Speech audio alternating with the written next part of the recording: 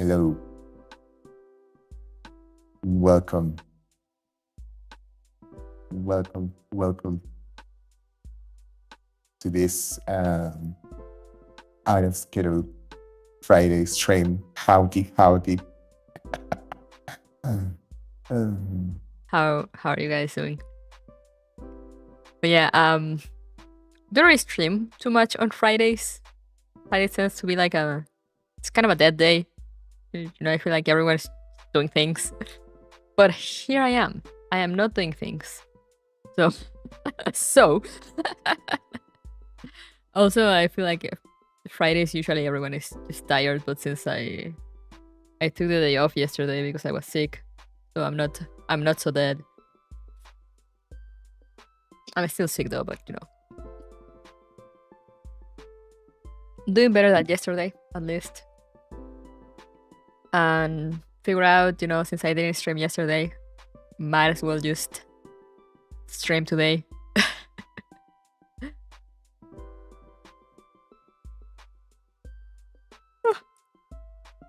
Don't know for how long because I am also EP.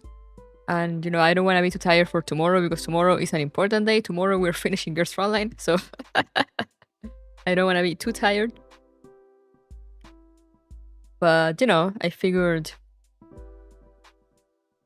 since the new reverse chapter dropped today and I did stream yesterday, might as well just start the new chapter right off the bat. Howdy, lamp. Because the sooner I hello Sunny, the sooner I finish this chapter, the sooner we can go back to 13 Sentinels. Might as well jump into it on release day. Yippee! I am so excited. This continues the story. Also, I think I've said it before. I don't remember, but this continues the story. This is chapter 10. So, after last time we were in Tierra del Fuego with Bertin, and Sonero doing things because Manos was going to Antarctica for reasons. they've been kind of going to Antarctica ever since Brazil. It took a while to get there, but now we're getting there, and it's Antarctica, and as any good game with like stuff happening in Antarctica, I think that apparently there's like eldritch horrors beyond human comprehension. Are we going back to Spanish Brazil again? No, we're going to Spanish Antarctica, I think. Actually, I don't know, but we're going to Antarctica. And there's gonna be eldritch horrors, I think.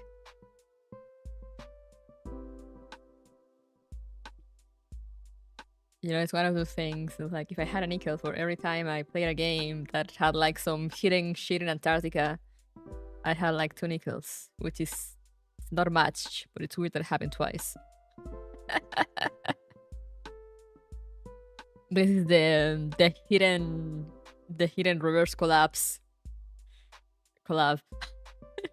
Reverse 1999 / reverse collapse. Hidden collab.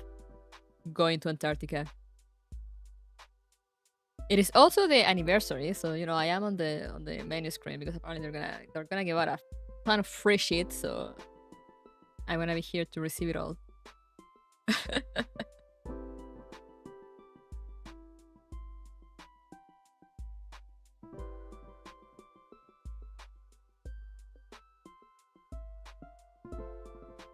But yeah, shall we just jump into it? Yes, I don't have much to say. I'm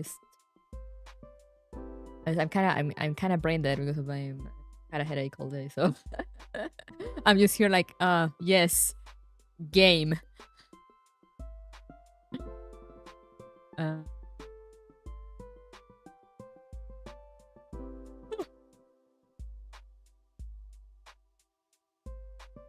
Turn for shit like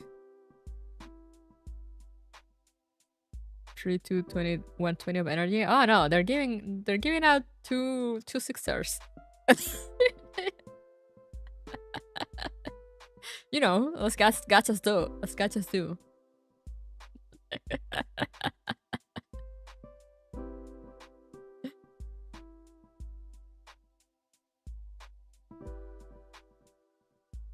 They're also good. They're also letting you choose. Like you can get a copy of someone that you already have, like a 6-star that you already have. You can get a copy, like free copy, or something like that. I think. Anyway, we're gonna see now. So yeah, let's go. Yippee!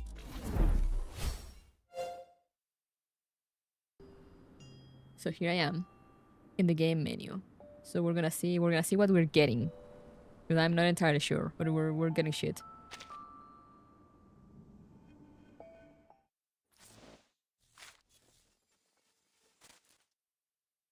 It's detected that people at this time of the day are having their most intense emotional fluctuations.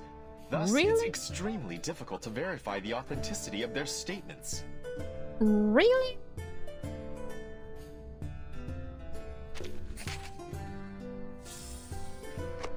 Angelada adores certain features of Nautica's physique, especially her cloth, which praises as beautiful and mesmerizing, just what a true succubus will aspire to have.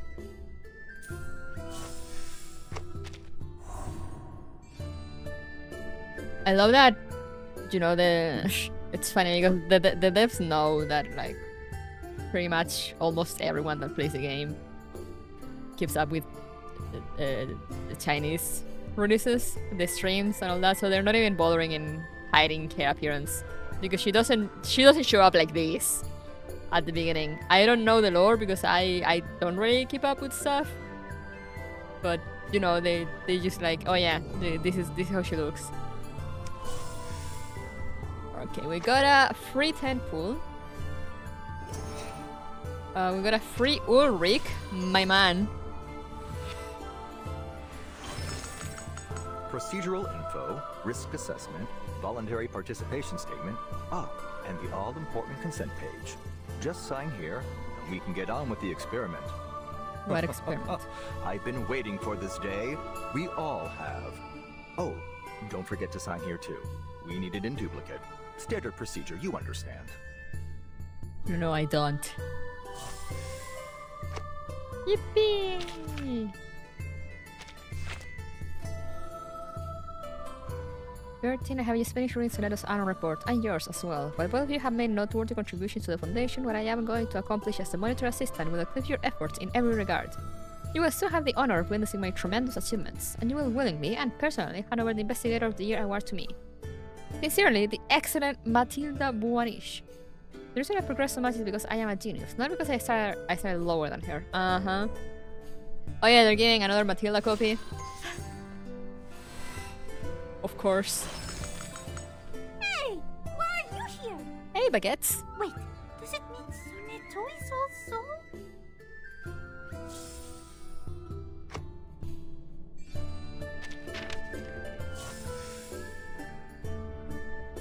Anniversary letter. Another moment passes under your watch. This is a commemorative gift prepared for the anniversary celebration, containing our gratitude to you. Time overlaps, leaps and blurs, eventual betrayal and separation. The music still plays on at the end of the world. May it follow you into the future. Wow, poetic.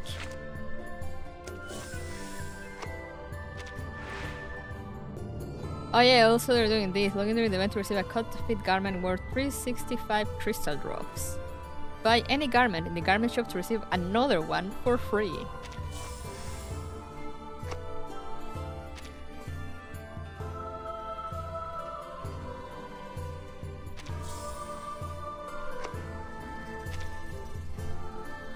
For free. Oh, this is a nice... Oh, this is a nice skin for Jessica.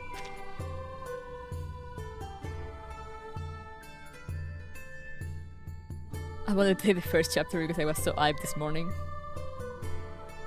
You mean like the first note, or...? Oh yeah, now now they have the garment display. Coming soon, thank you.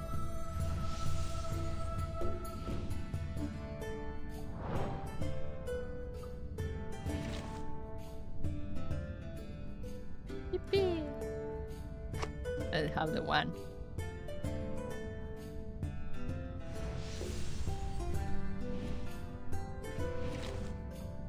And I have all 4 of these.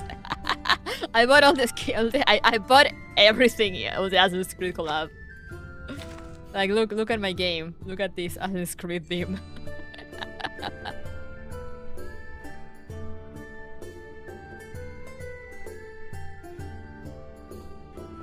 Who the fish? That's Villa. Oh, Miss Burton, I suggest we spend more time together like this to share more ideas and philosophy. Can I see her garment? No, not this.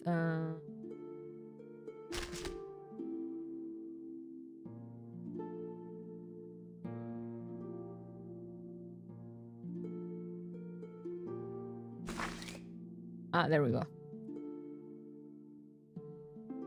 She's Soviet and may or may not be gay.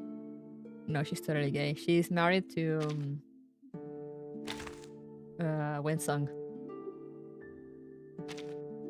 You're finally here. They're married. I could use a sponsor like you. So, there is a new discovery of mine. It's regular Winsong.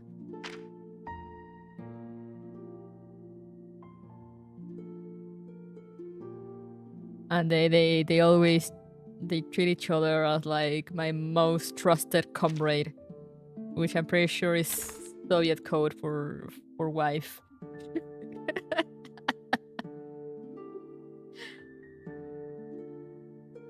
It's detected that people at this time of the day are having their most intense emotional fluctuations.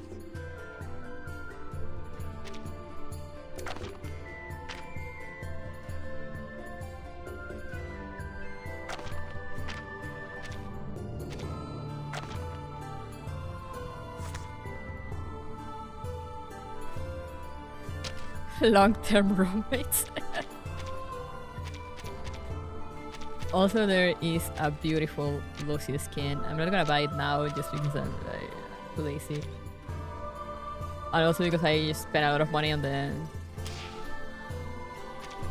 Ascrit collab. But like,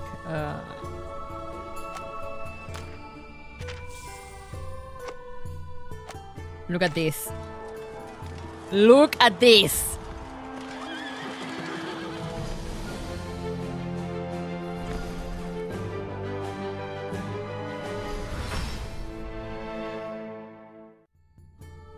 I am perceiving. I knew Sunny will understand.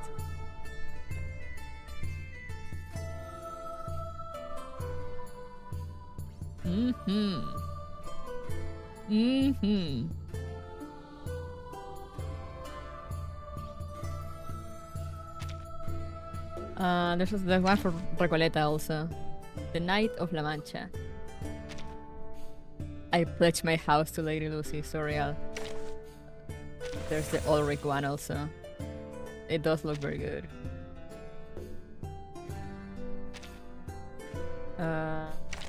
Piperina. And 37. Oh no, but this is the summer one. This is from the Brazil chapter. I miss his lemon face though. Oh true, he's blue. They do have this Lilia skin that is actually looks pretty cool. And I don't have it. Interesting. There's Villa again, but in a swimsuit. Hello, PCU. There's Isolde.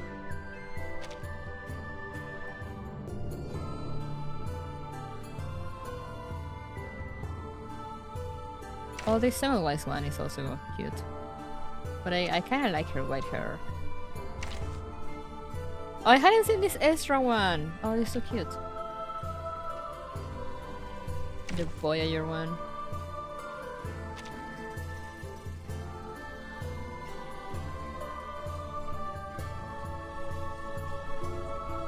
It's funny how her hair glitches out of the skin bond in the store, but the dev just left it. And then it looks good. It's totally intended. 100%. Ignore the fact that no one else does it. But yeah. Actually, I do have enough to use bite, so I could use bite. I have enough drops from probably from all those skins I bought.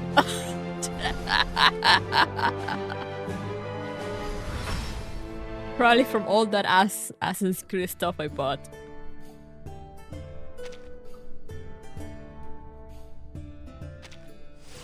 Oh yeah.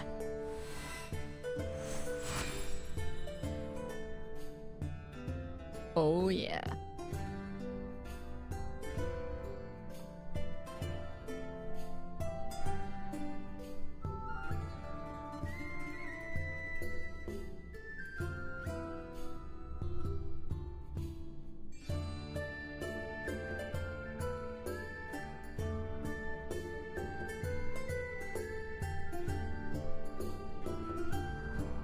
Greetings, timekeeper. I noticed that the floor in the suitcase is not arranged in a checkerboard pattern. Shall I proceed by generating a virtual chessboard in order to fulfill my queenly duties? It's beautiful. And they give you another discount thingy for free. So I might buy another one later. I need to decide who.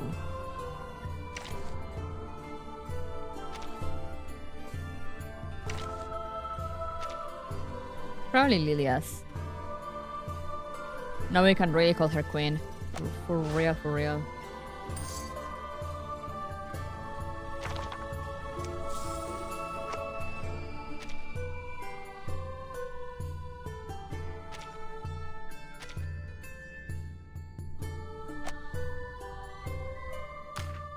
Free? What are these? Avatars? For free?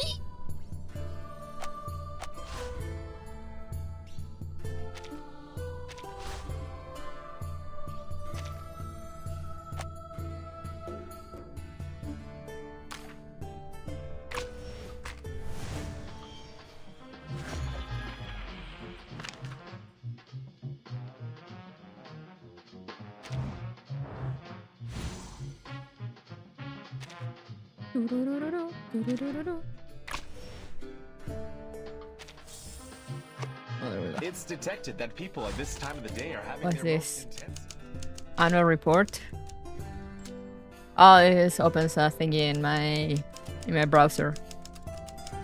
I'll watch that later.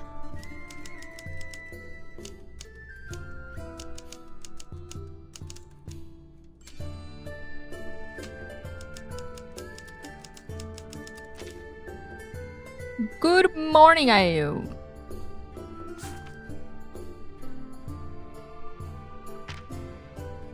Dear Timekeeper, letter of apprehension. To a traveler who has journeyed halfway across the world without pause, we send you this letter with our utmost gratitude. Today is neither an important moment in history, nor is it a prophesied date. But for us, it is a day that must be commemorated. The storm continues unabated. Time and stage shift endlessly. Old friends and new acquaintances take turns performing in an endless play of meeting and parting. Yet we remain privileged to have witnessed it all alongside you. As we come to the conclusion of this letter, we ponder the meaning of anniversaries. To never forget the past and to always look forward.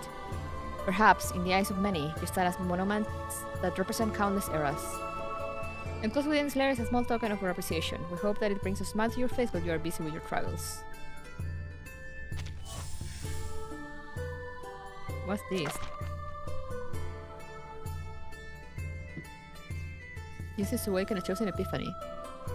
And instantly raise a character's euphoria or lucidity to maximum. Okay. Compensation. Okay, claim all.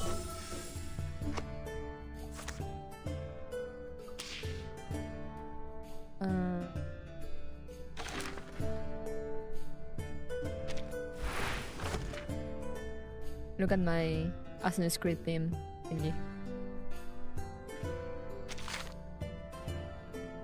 But so many new avatars. but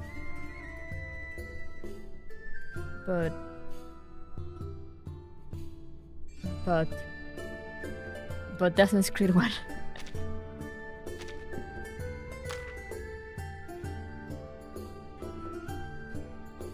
Alright.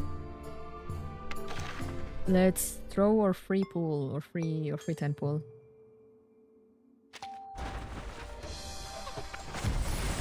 Nothing.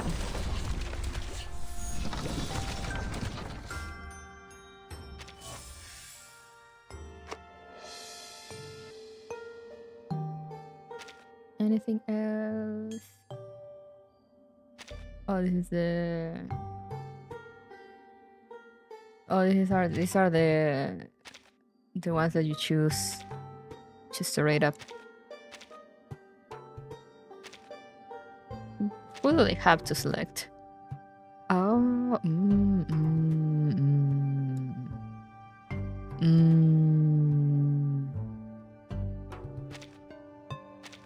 What about here?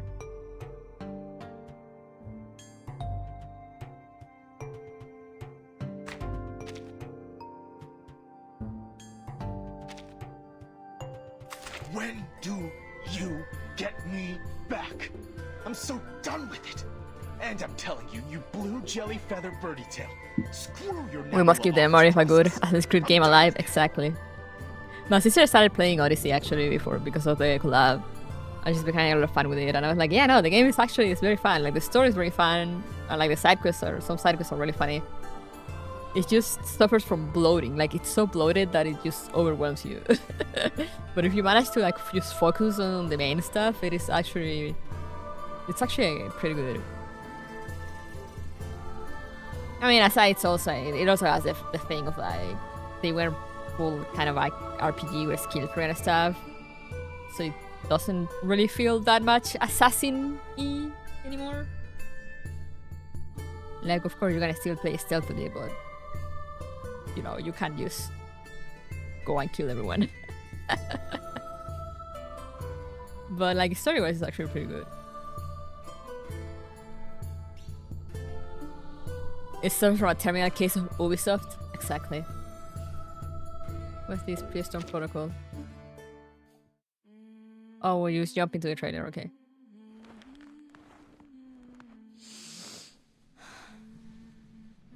We're going in. I think I found her. The Mother Spirit slumbers to the south. I'm the only one left. What happened to your research team? How could traitors possibly serve them? A gesture of good faith. What's your purpose in all this? We're out of time! The road ahead will only grow more dangerous.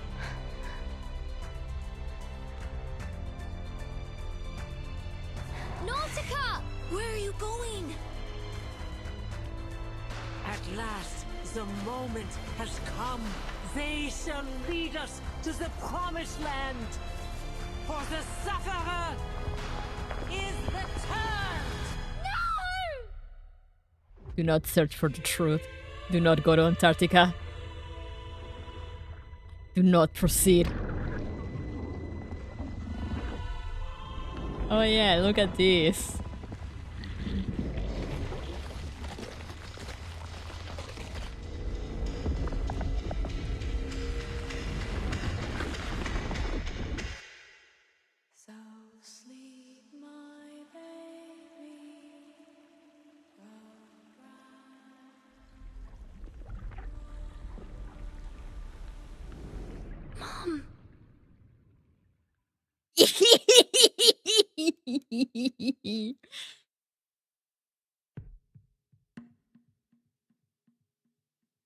Now you see why I was hyped for this. God damn it! Look at Boris fucking we don't need to know. When scientists go missing, you say oops and never look.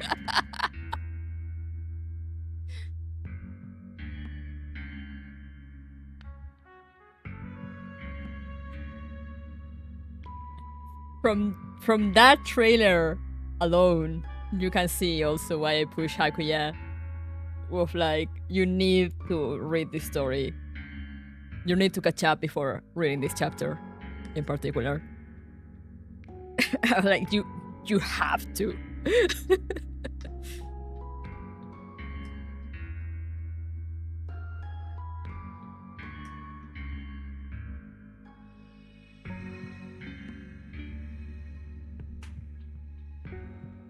He saw a feel of red flag and started rubbing his hands. Who's that hot evil goy woman? Oh, don't you recognize her? Don't you remember her? We exploded her in like chapter 5. But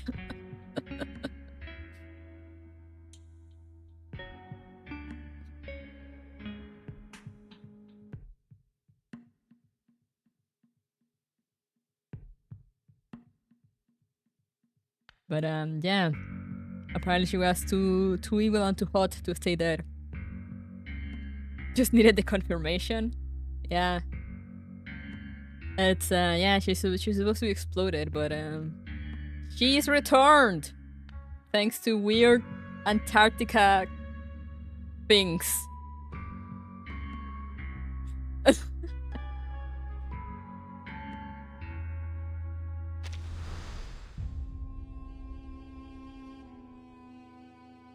Also, you might have not recognized the girl with the gun, but she's Fuck,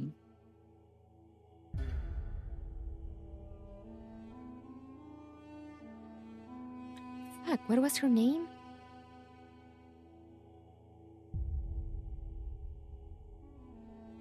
The girl from Brazil. The Colombian girl from Brazil. Lopera, yeah, Lopera's sister. Well, yeah, stepsister. But yeah, she got a glow up.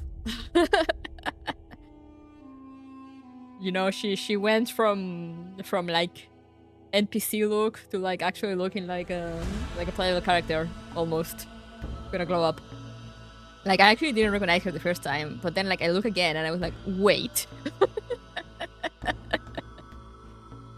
Oh yeah, that's Mulder. So yeah, things are happening in Antarctica. So let's get to it.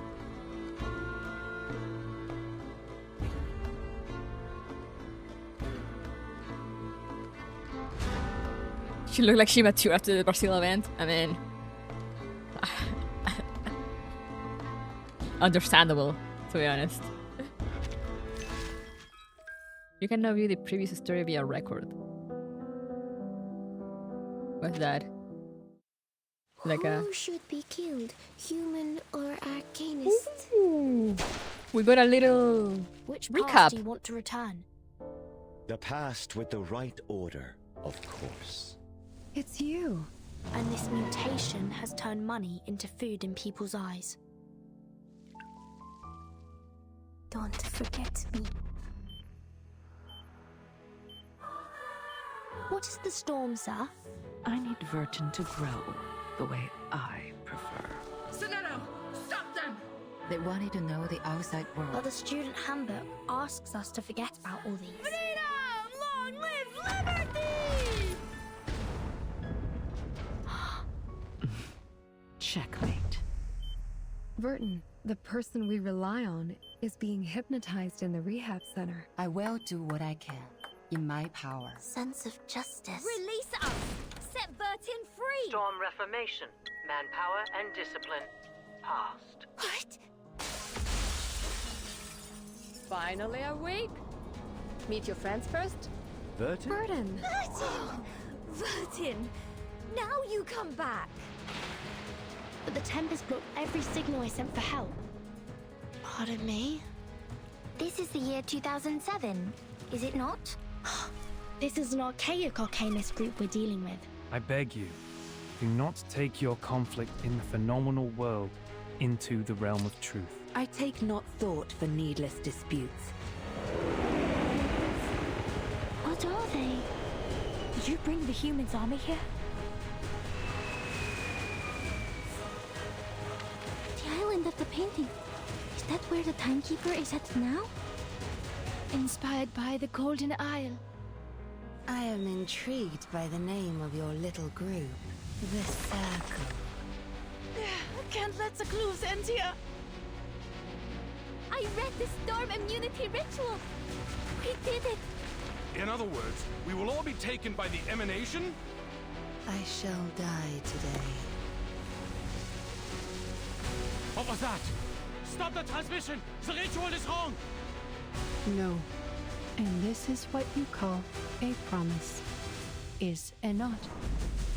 The oldest, fastest, and most basic ritual. The key to braving the storm. But people have a right to try before doomsday arrives. Why aren't you stopping them, Six? Oh god, Vienna. Leave the island to the world outside. The culmination of our research. The crystallization of man in all its wisdom. The protective gear against the storm. It's called the Equilibrium Umbrella.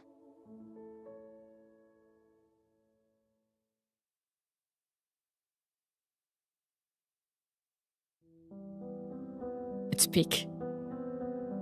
Thanks for reminding me of the Milton Teen Run. Yeah, we absolutely needed to remember that.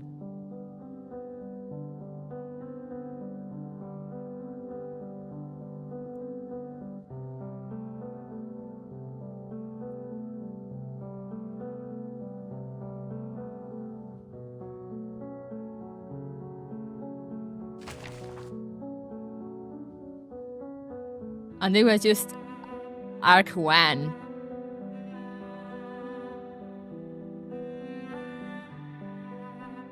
Thank you for the extra recap. I hate it. See, and now this is Arc 2. Brazil, Tierra del Fuego, and now Antarctica.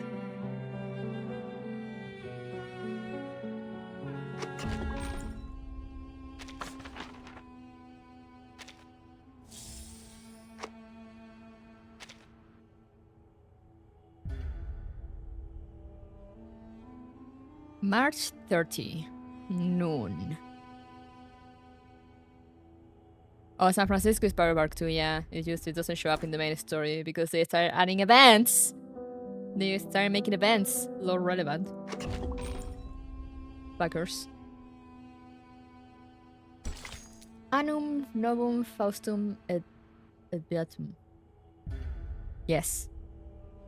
The sleigh, empty of its precious gifts, glides quickly towards the future. Let's go.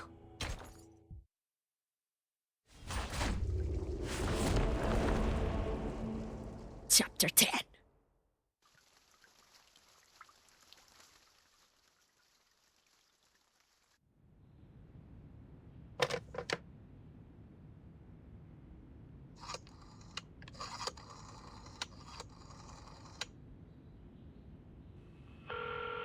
A sealed office with a screen emitting white light.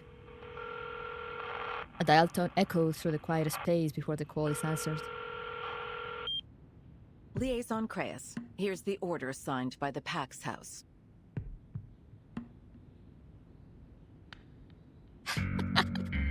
They didn't even have the voice actor say it out loud. The sign order is Annum Novum Faustum et Beatum. Beeping sounds come from the other end of the line, and soon the fax machine whirs to life.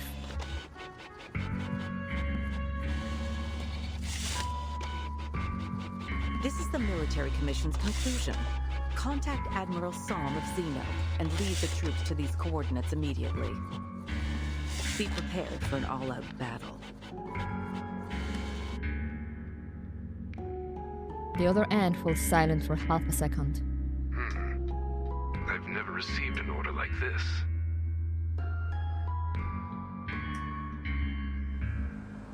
Standing in the Hull Fleet room, the Vice President draws a circle on the frosty window. Oh, this bitch! Note that the designated coordinates lie in Antarctica. There you'll find Manus Vindicte's largest stronghold and the site of their ritual. Ritual? Yes, the ritual of both past and future. It seems Manus Vindictae has been preparing it in secret for quite some time. Her tone is as cold as the weather beyond. What's this ritual for, exactly?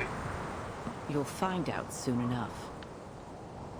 Isn't the plan to not find out? We haven't fought a battle of such scale and so suddenly since... the Battle of 1999.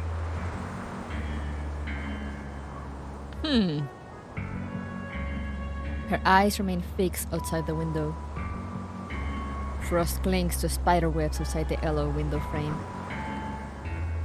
A thin strand flies off on a long journey down into the piling snow. History is repeating itself, isn't it? Liaison Creus. She doesn't give him the chance to continue.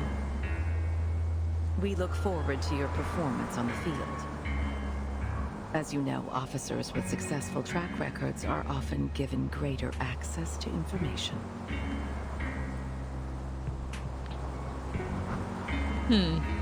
Yes, madam. Suppressing any betrayal of tone or emotion, he ends a call. The screen's white glow illuminates the window again. Labeled videotapes organized by time and date are slotted neatly on the shelves. A tape is pulled down and inserted into the projector.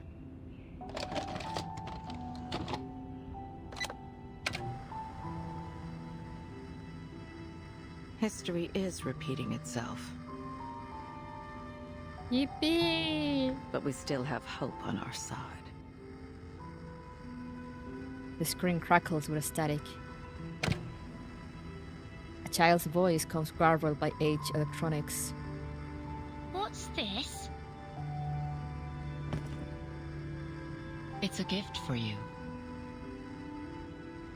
That's baby Bertin. A gift? A suitcase? That's right. To celebrate your appointment as the Foundation's timekeeper. Bro, she was like 12. This is a moment to remember, Burton. The child doesn't seem to understand the suitcase significance. And yet she has more questions. Who's it from? Why didn't they give it to me themselves? It's from an old friend. An old friend? She left you a message too. She? She said...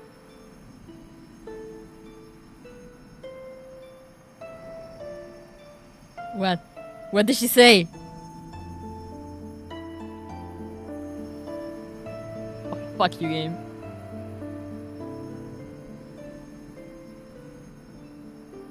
"12-year-olds are already traumatized to hell and back." Oh yeah. It builds character, said Constantine.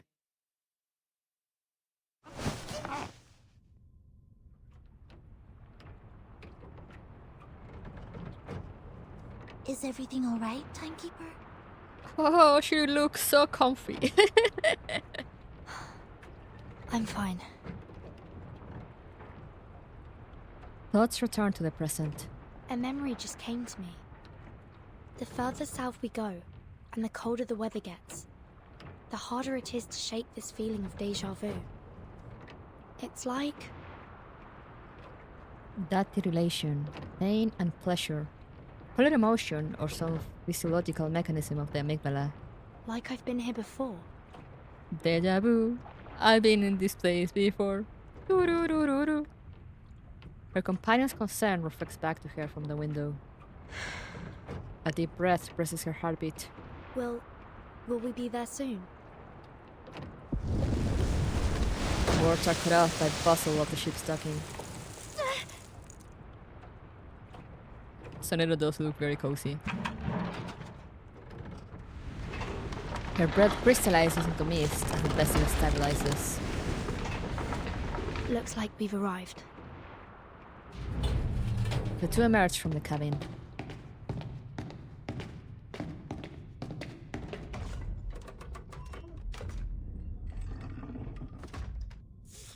Also white. Antarctic plain. After days of covered detours, at last I stand on the stony deck, looking into the distance. This is McMurdo Sound, the starting point of our Antarctic expedition.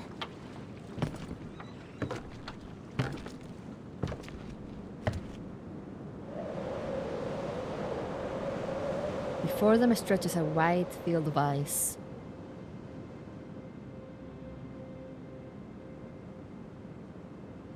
Dazzling, yet lifeless.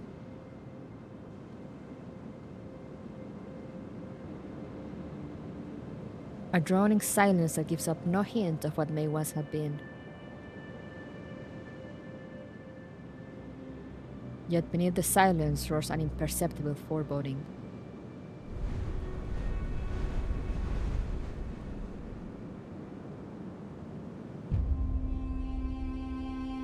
Hic jacet revelatio, hic jacet finis. Something about revelations and endings? This will be the place of revelation, and it will also be the place of conclusion. Oh, okay! That's not ominous at all.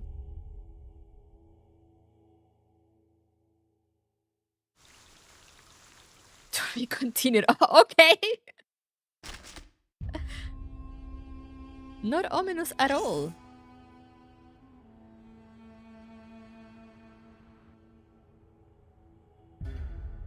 Antarctic landing. You made it. From the US to Brazil to Australia. Narrator guy! From a pleasure cruise across the South Pacific, through Argentina, and finally here. Your feet firmly planted on the southernmost continent on Earth. The enemy's been beaten back, retreated to this polar desert, and here you are too. All because of a single command. Find that writer. That's all you've got. No plan, no place or time, not even a full squad. Sheesh. I can't help but wonder what pushes you forward. What gives you the eagerness of a newly enlisted rookie? I don't know. I'd say it's your instinct to follow the path laid out for you, to satisfy the desires of those who watch from afar. That is your arcane skill, isn't it? What? Wait, go back. What? What gives us the will to keep going, just saying it is what it is? That is Bertin's true arcane skill. Personally, I suggest you think twice before obeying a command. After all, you're headed straight into the stronghold of the enemy. In situations like these, those who blindly follow orders often end up as cannon fodder. So keep this question in mind. Why are you looking for that writer?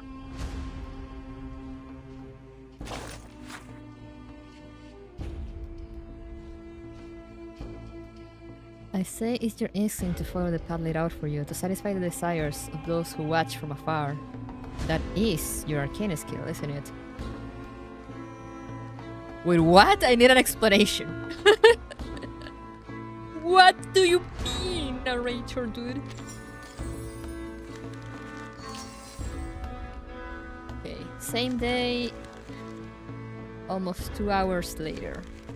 The rhyme of the ancient mariner. Forward with heads bowed, the ship rode fast, loud roared the blast. The southward we fled. I'll see.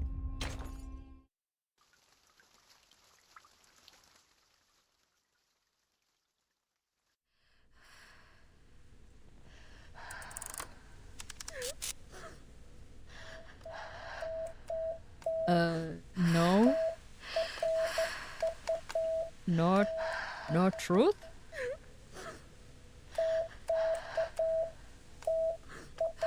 Is this Morse code? QTH. ATA. What does that mean? ATA. Don't. Don't go.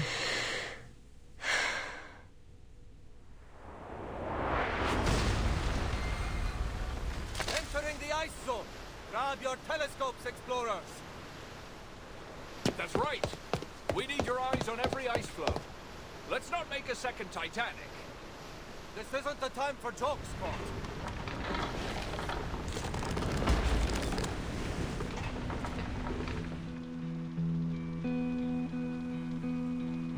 Hearts thumping with excitement, our team set off.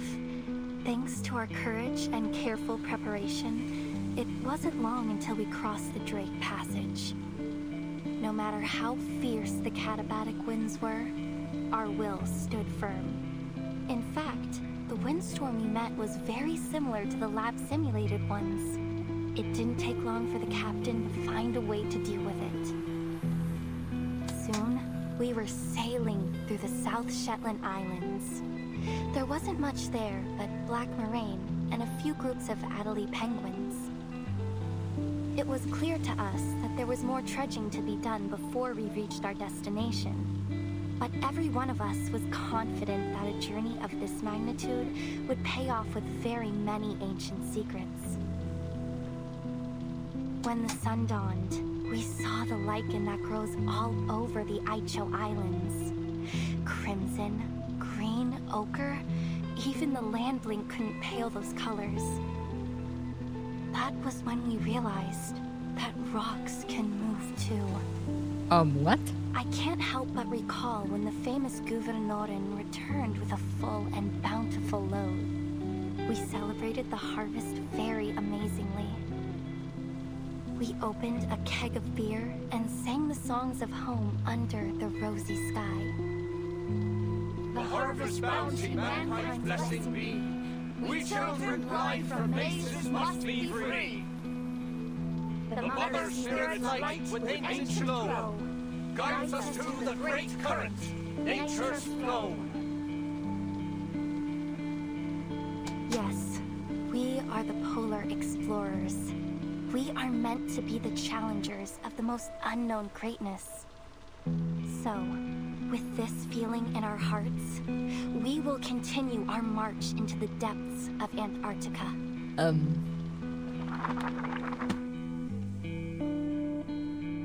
Carpe diem, as the saying goes. I've never felt more joyful and fulfilled and worthy in my entire life.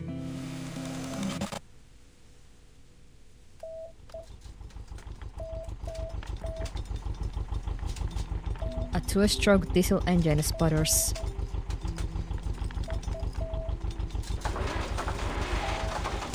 Sparks fly as the radio transmitter groans.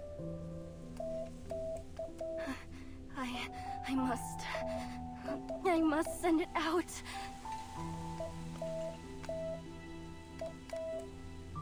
A ragged, maddened voice comes from the research station's darkest corner, speaking into broken equipment with undeliverable messages.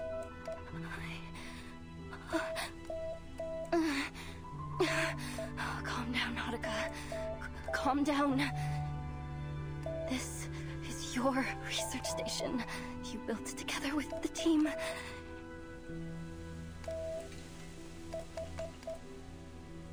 What is she holding in her hand? You're safe now. Yes. The Mother Spirit will protect you. You're safe now. Just try it one more time. Just one more. Again? Her fingers keep pressing the broken transmitter key while her body shakes uncontrollably. Come on. You can do it. It's simple. You didn't go crazy. You have all your brains in here in your head. It knows all the letters of Morse code and how to send them. See? There's A and D and E, F, C. You know them all. Just use them to spell out the warning message and send it out across the whole world to everyone. It's easy. Like playing a game of tabloot. Yes, so easy. Is she eating the algae? I can do this. She munches down on a black gelatinous fluid in her mouth. No. No truth.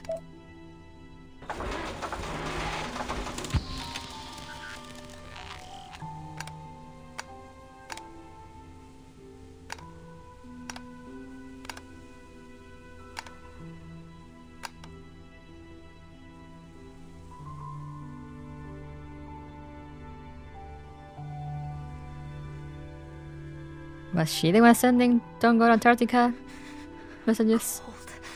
This moldy lime juice and disgusting ice algae. This damn frostbite. Nothing left to do but sit here, stinking of blood, and wait for death to take me. I have to warn the world. This place isn't the last oasis, and there's no such thing as the Hollow Earth. Ah, they were looking for the Hollow Earth. But no one will believe me if they don't see it with their own eyes. Nobody. Because I used to be the same way. Through giant mother's bones, the path is laid. In bloody pain, eternal life is made. Earworm? What? The mother spirit's light, with ancient glow, guides us to the great current, nature's flow.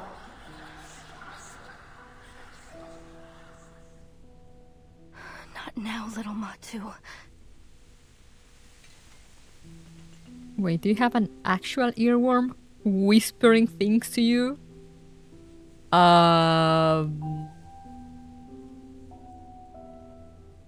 Okay. Mother Spirit, bless me. Lend me your glorious strength and grant me your protection. Let me live through this. Wish I had that in school. A thunderous noise comes from outside.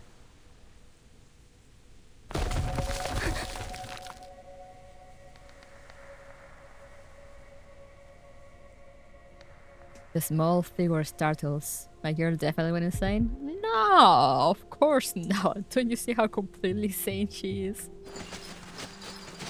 She sidles to the window, peeking through the insulation's edge. A snow monster ship? Excuse me? Is anybody... What is that? Please don't come over here. Please, please, please.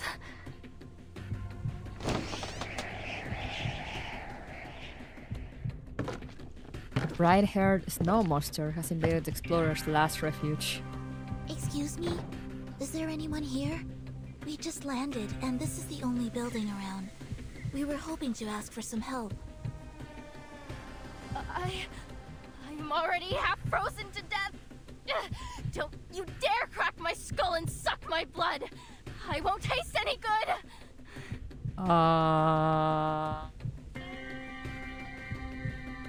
That is not what she is saying. My apologies. There must have been some kind of misunderstanding. Plague in the glacier. The worms beneath the feet of the Mother Spirit. And those sickening mass tyrants. Bring it on, Snow Monster. If I can wrestle a reindeer, then I can take on you! She can wrestle a reindeer? Okay, that's impressive. Wait! Sane enough to send a warning message, but insane enough to listen to an earworm. Yeah. Oh, and we're using her? Okay. Okay. There are many routes to travel, but only one destination. Tuning our spreads and filling the oil in the field with one stack of frigid. Stay where you are. I'll fight you. She's not listening to us at all.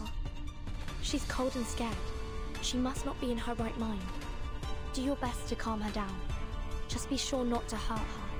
I love how it has like little monster, shadow monster avatars. Understood. Maybe an incantation to keep her warm will help. Clearing the snow. Breaking the ice. Don't listen to the false whispers. And embrace solitude. Don't listen to the false whispers. Okay. So long lives this, and this gives power to thee. It all began with a shiny little stone. Clearing the snow. Embrace the cold. Find strength and true knowledge. You can fight Antarctic. Remember when we fought a garbage bag? I do remember when we fought a garbage bag. Breaking the ice. Don't listen to the false whispers. Premio sereno intenso ad infinito. Clearing the snow. Breaking the ice. And embrace solitude. Embrace the cold. Dead. I can feel my fingers again. What's going on? The heater went out ages ago. It's a magic trick to keep you warm. I'm glad to see you more calm. Please don't be afraid. We're not snow monsters.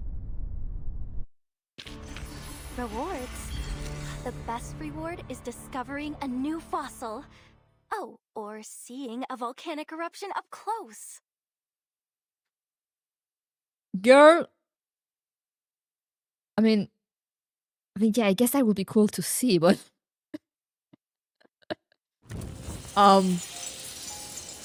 sure, whatever you say. You're not a snow monster?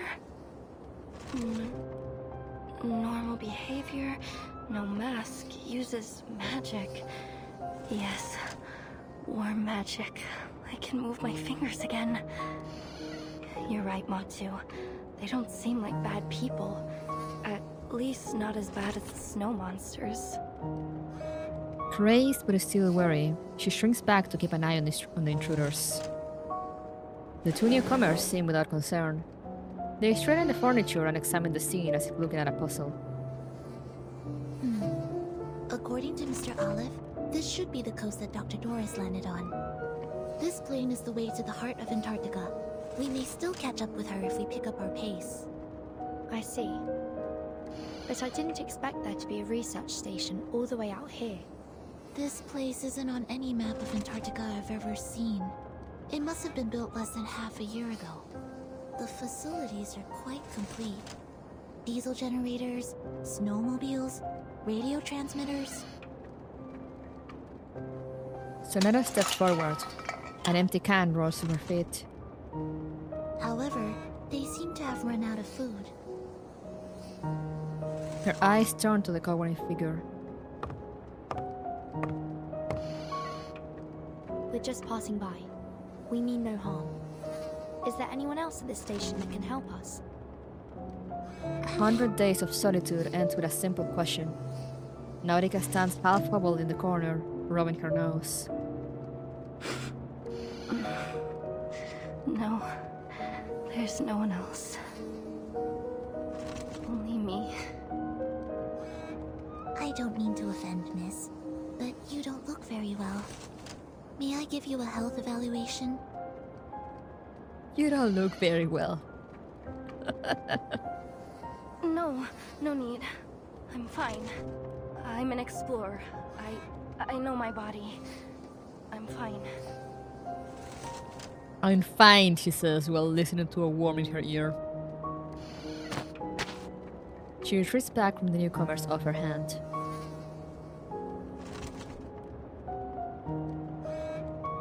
What are you eating? Nautica clutches black slime, a fibrous, mucus-like fluid oozing between her fingers. She licks her lips and swallows it whole. The only thing there is to eat here. Sonata shakes her head, and the suitcase's metal clasps are opened with 2 clicks. Please, take this. It's turnip and potato soup with beef. I hope it suits your tastes. Food. Fresh food. The long-suffering explorer reaches out as tenderly as a fawn. Is that a magic suitcase? She points at the suitcase that conjured food out of thin air. Yes. It's an arcane suitcase. It's bigger on the inside.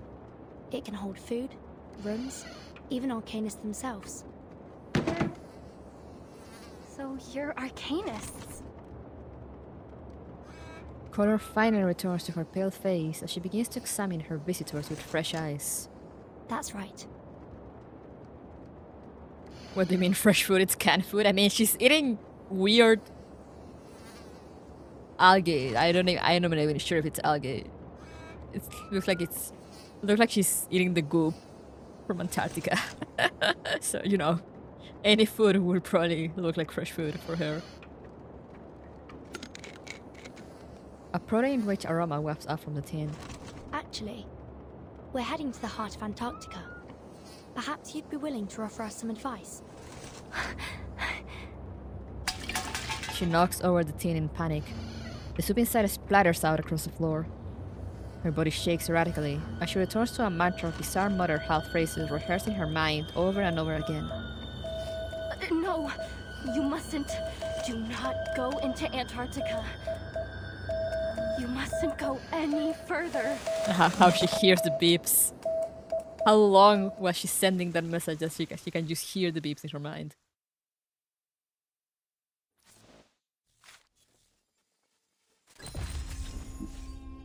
I think she might be traumatized. Something tells me. Something tells me she might be traumatized. She said the thing. She did say the thing. Do not go to Antarctica. Okay, this is half an hour later, more or less. An icy road. Beneath the ice, the answers lie. For them, for her, for you. Okay.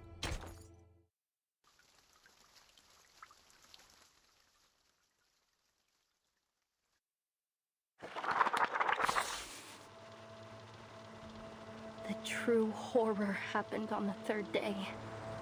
When we reached the hinterland, an aurora australis appeared in the sky, in the broad daylight. Huh.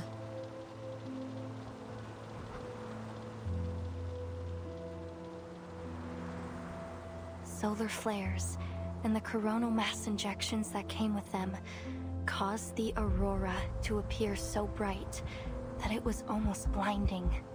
She has company? Yeah, she has your earworm. Frile saw it as a warning. She said that exploring the hinterland was a profanation of the Creator. Kot, however, stood against her. He said that the snowbrick windbreak we made would protect us, and we couldn't let all those days of hard work be in vain. No one knew that the real terror was beneath the snow, deep below our feet. Beneath the snow? The sextant was right, as long as we stick to this direction.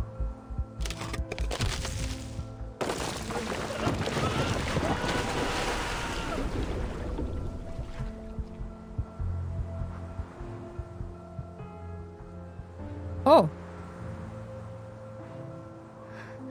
Day 5. Ide has been left behind. Will you elaborate on that left behind? Because it looks more like he was eaten by something. Or it sounded more like it. This is an emergency situation. We need some people to shift focus to rebuilding the windbreak. Those of you who are fixing the communication devices and getting rid of the EMI, drop it for now. More like he was blended. I mean, true. Devil! Demon!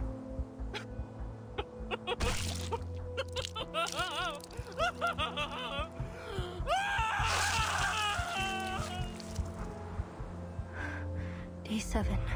Cot is gone. The situation is getting worse. Yeah, no shit!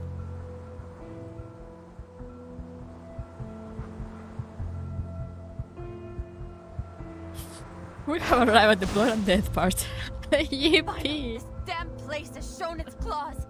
I told you we shouldn't have headed so far into the hinterland. We're in way over our heads. Farewell, everyone. There's no escaping it now. The voice in my head has become one with me. So let it end with me. No. I heard the gun.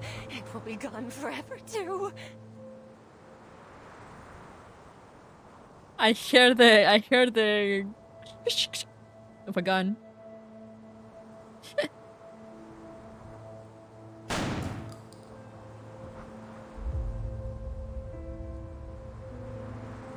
I see. Day 10. Day 15. Day 23. Day 30. Everyone is gone. Only Flile and I have survived.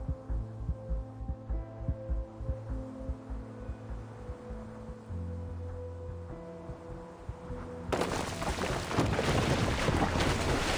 okay. Don't worry about me. Any passing fishing boat will be able to see our distress signal. You just need to go back and wait. Here. It's a Neptune bar. My favorite. It'll keep you warm a little longer.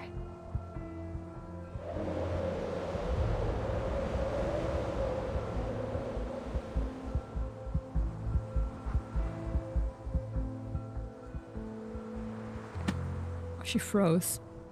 Nautica closes her diary. Also, I just realized the thing is that they're French. They say like pièce. This is like carte d'identité.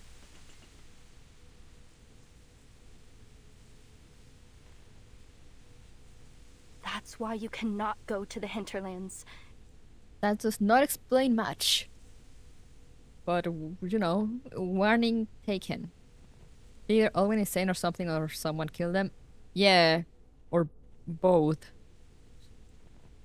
In fact, you should leave as soon as possible.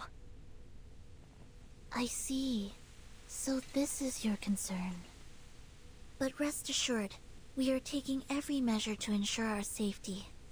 That said, even a draft map would be extremely helpful to us. Ah, I get it. Timekeeper? Please, take this GPS device. I've pinged its location. Help will arrive soon. My apologies that we can't stay with you until they arrive. I'm afraid we're on a time limit. Excuse us. I'm going out. It may take some time. The Antarctic classic.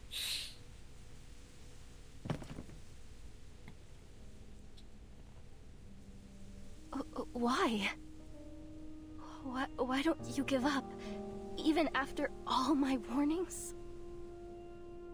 We have our reasons. Wind and snow butter their coats as the two step outside. Wait! Nautica, finding some hidden reserve of sanity and strength, shouts to her visitors. This land of ice is alive! It's alive and it eats people! I'm not lying. You have no idea what horrors lie in the hinterland. Horrors beyond human comprehension, my beloved. Even if you somehow escape, you'll go insane. Just like Rolf, my grandfather. The footsteps of those walking toward the snowfields are slow. So you have to stop. You have to. You have to. I have the combination of Nautica's hair color and curly hair too cute. Yeah, she looks super cute. For your own safety. The land of ice is alive is such a good out of context quote. But I'm gonna shout that out I'm gonna shout that out a window someday.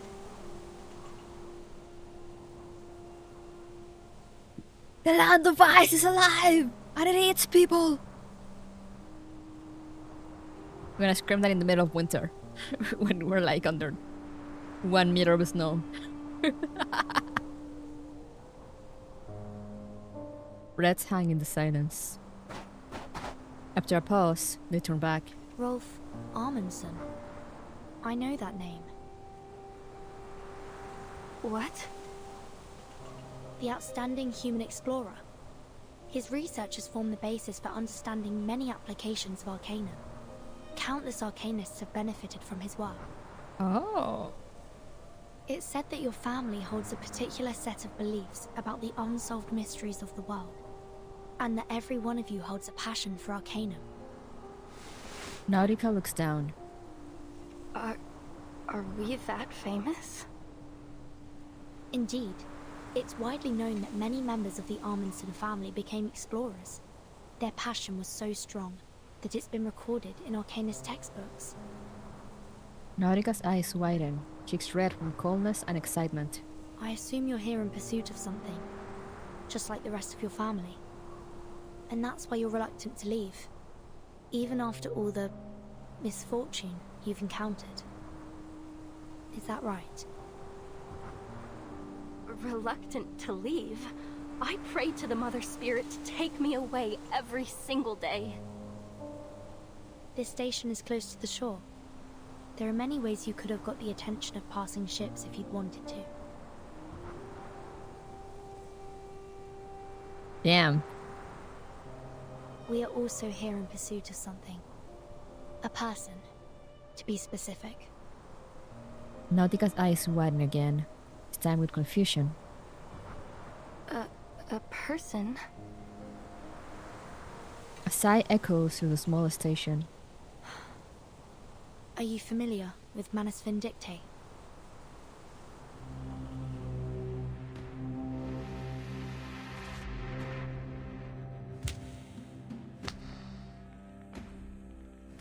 In a dark cavern, ritual symbols have been carved in a massive array drawn in blood and papyrus ash.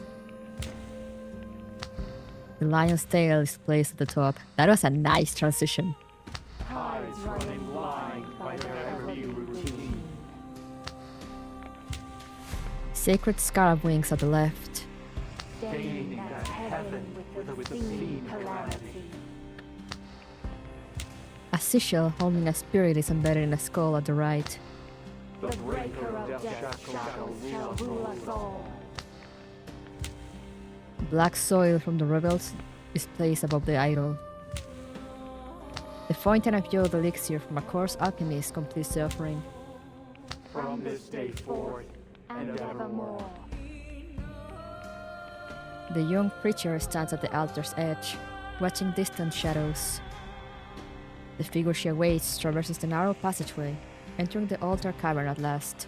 You've arrived, as the prophecy foretold.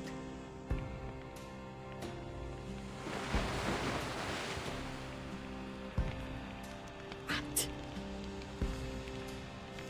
A blind woman approaches barefoot. In one hand a cup of hauma, in the other a bundle of basan. Finally, she stops at the ritual's sole vacant corner, completing its shape. The preparation of the ritual is about to enter its final stages. The inculcator of Arcanum, Lady Arcana, has revealed to me the final revelation and oracle. Hear ye! The blind visitor shall start the great ritual on our behalf. The black-clad believers kneel and prostrate themselves before the blind woman, their chanting synchronized and unceasing. Her sightless eyes seem to pierce through eternity before finally settling on the ritual's center. There stands a golden spinning wheel, locked in silent communion with her.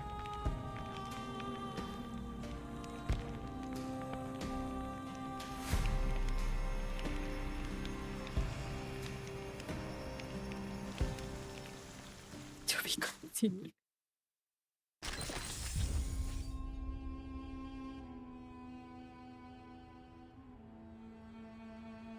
Audience with the mother. Okay. Okay.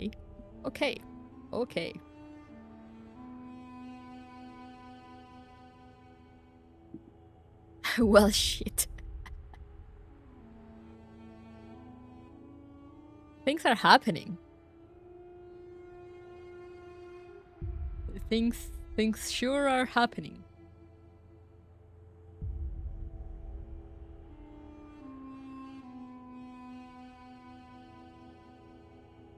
They do have a mother.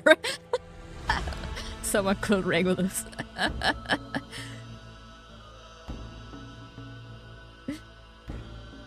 Alright. My travel companions. Come on, keep up. Don't lag behind. This is starting strong.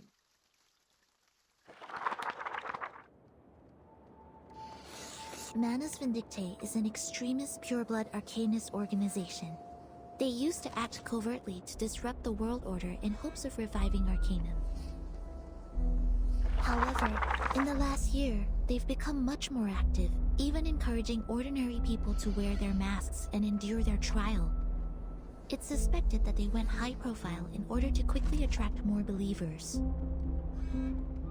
According to our intel, they'll hold an important ritual in Antarctica soon. And we're searching for someone who may play a vital role in this ritual.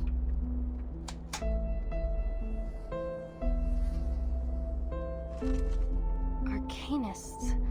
Masks. Are the snow monsters what you call Manus Vindictae? Maybe.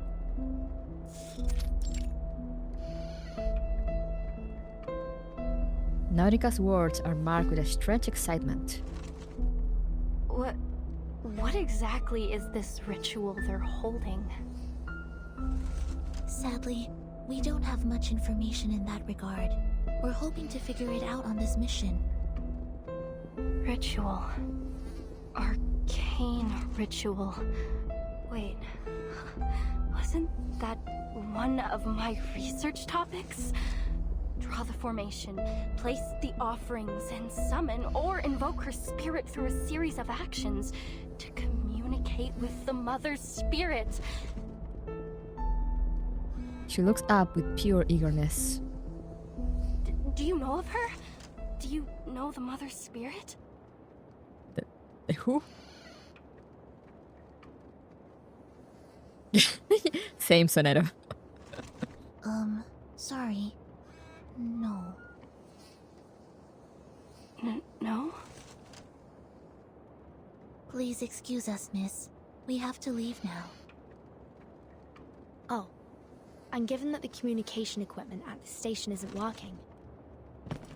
The suitcase opens again, this time revealing a radio decorated with a flower.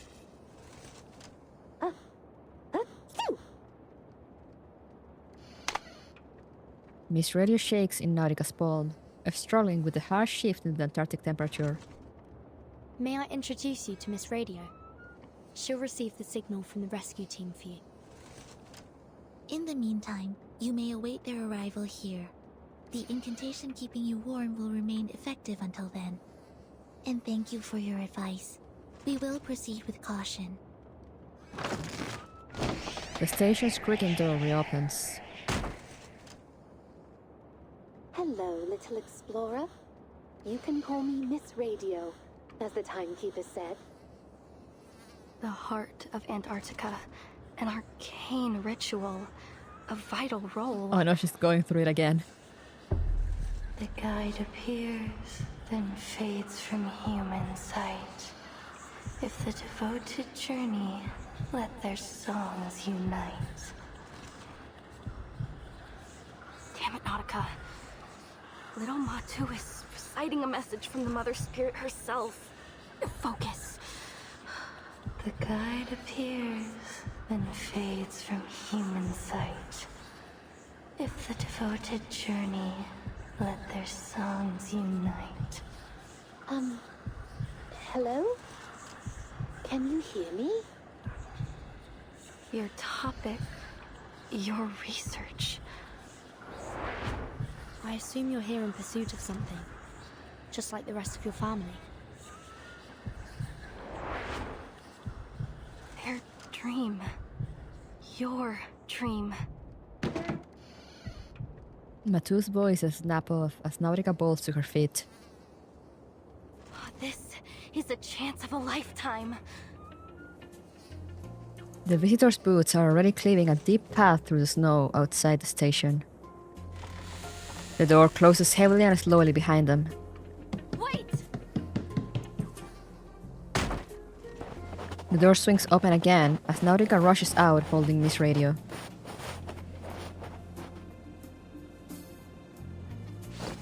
Her hands tremble with excitement as she pulls a map from her pocket and struggles to unfold it in the wind. A crumpled sheet of waterproof synthetic paper, bearing deep grooves with red ballpoint ink. I drew this map myself. It's a draft, yes, but, well, in this situation, it is the authoritative guide on Antarctic mythological archaeology. I recorded everything I saw in Antarctica on it. See? Here's the route from the station to the hinterland. And here, the landmarks along the way. And this, I charted the topography around the ruins at the heart of Antarctica. Right here. Why is it all scratched out? Ruins? You mean there's an undiscovered site in the heart of Antarctica? Yes, exactly! It's never been recorded in any reports. It's a brand new discovery of our team. Oh boy! Ruins in Antarctica?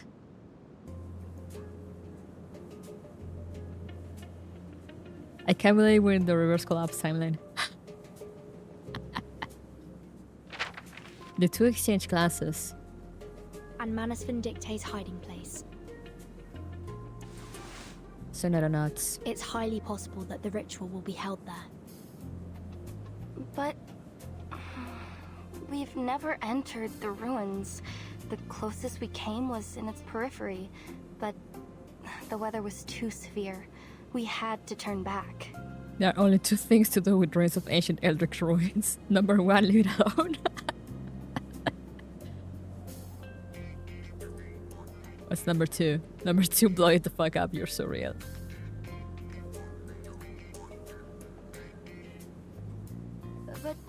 But if Matu is right, we'll make it this time.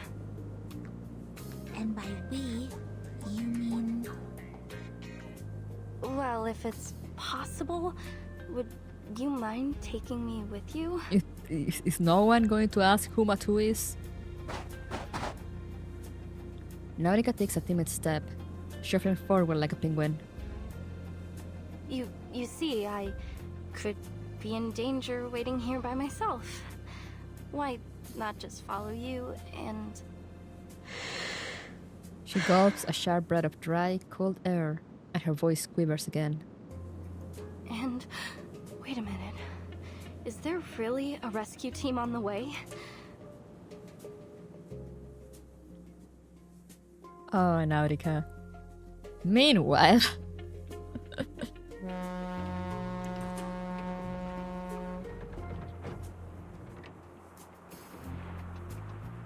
A small schooner enters icy waters. Ulrich's ferrofluid moves erratically.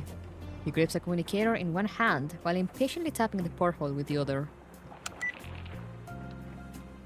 Yes, we've tested the stability of the Regulus record in the storm the hard way, but there are still some experiments to be completed, and that is a problem.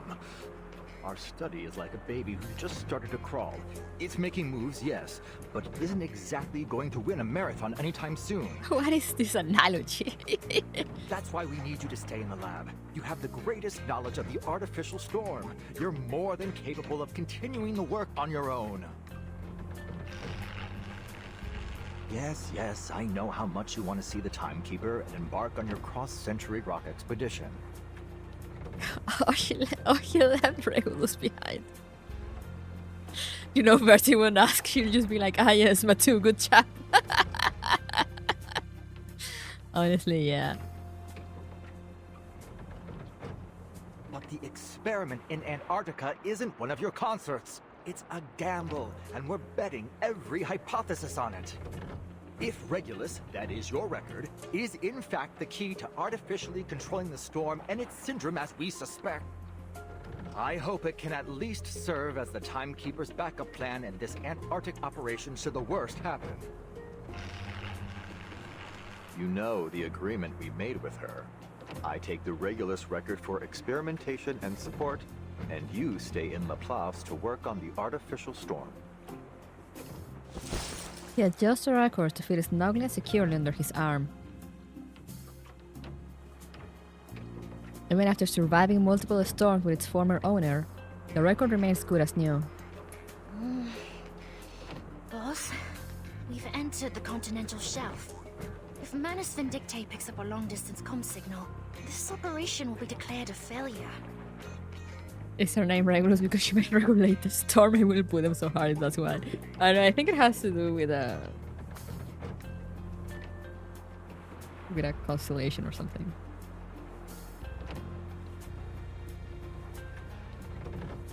A guard chewing chocolate-flavored rations mutters out a warning. A deafening horn blast echoes in the distance. Hearing this, the guard exits her casual slouch and moves onto the deck, scanning the horizon. Oh, another flashbang. Antarctic Sea. Oh, we finally met the Foundation's fleet.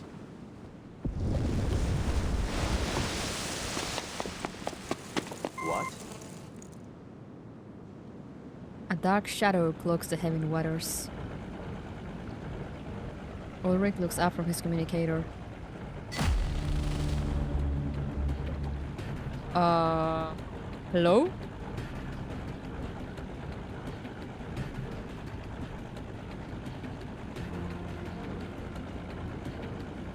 Big boat!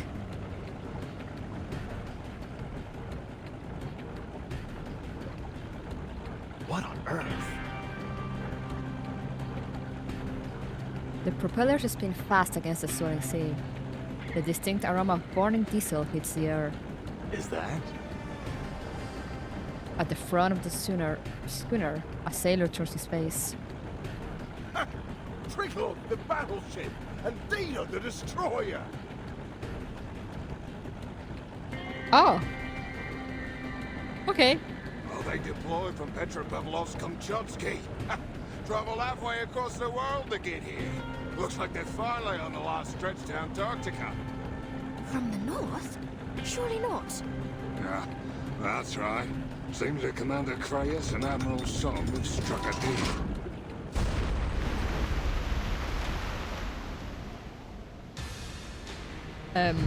A torpedo explodes 100 meters away. A strange, animal-like scream is heard as waves splash over it. Hold on! Adjusting the sail angle! Damn it! No one told me we'd be fighting on the front bloody line. It's one of them armed Magnus beasts that the Manus modified. Didn't expect their first line of defense to be an actual monster. Dino's elite expeditionary force versus the army Manus Vindictae's gathered across multiple storms. This is gonna be a right hell of a fight.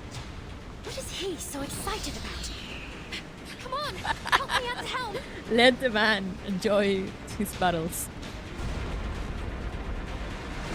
After one last loud boom, the stricken Magnus submarine quickly dives underwater. Soon, the icy ocean turns blood red. A line cuts through the crimson water, moving fast toward the fleet. 135D, prepare to engage. Bridge ready. Warships maneuver over the icy sea. Relays of orders and replies come staccato and clear over the radio. The guns inch into position, aiming to hit the water at 6 o'clock. Let's see if their liquid metal reactor can resist Type 65-76 torpedoes and our aerial firepower. Attack!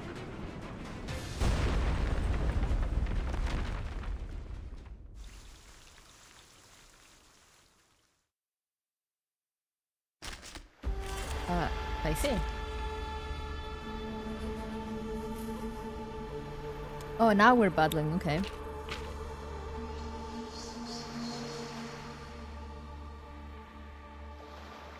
Yeah, that looks about right. Actually. I am ready.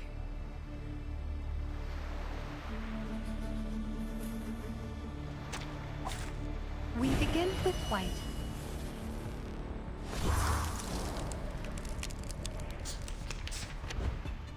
Space battleship Yamato, it seems.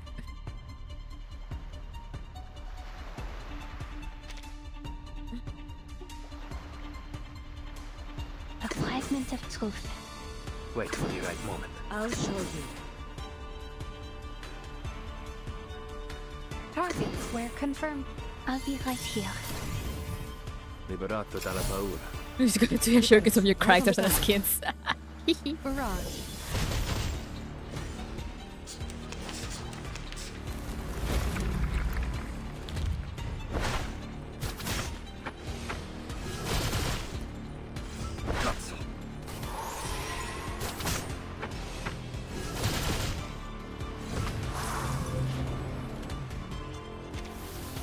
Oh yeah. The big bugger? Yeah, it's fine. It's alright, we can deal with it. Don't worry. It's been proven safe. I found my target. Into the darkness. Would you care to lie down? Death comes for us all. You'll see it coming.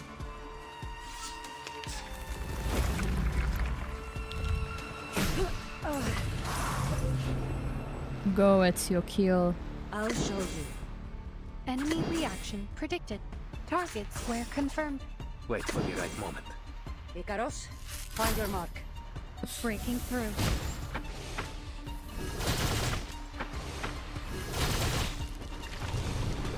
The broken team, I mean the dream team.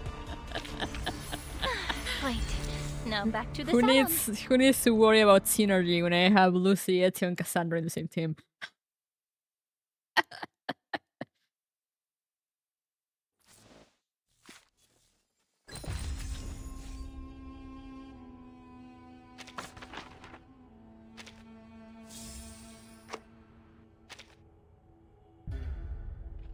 Okay, it's the same day at 4 p.m. You don't need a healer when the enemy's HP goes 0 first. I mean, that's what Kakania is there for, you know, because she kind of rises people's defense.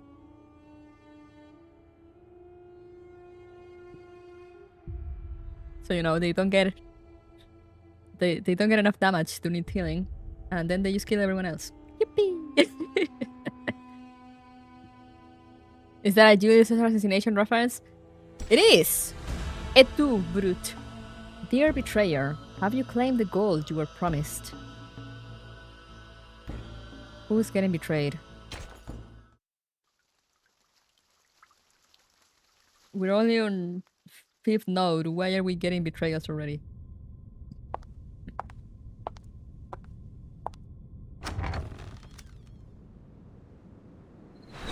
What is that? Inside that cave?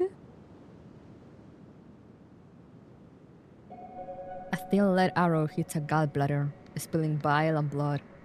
Nearly half.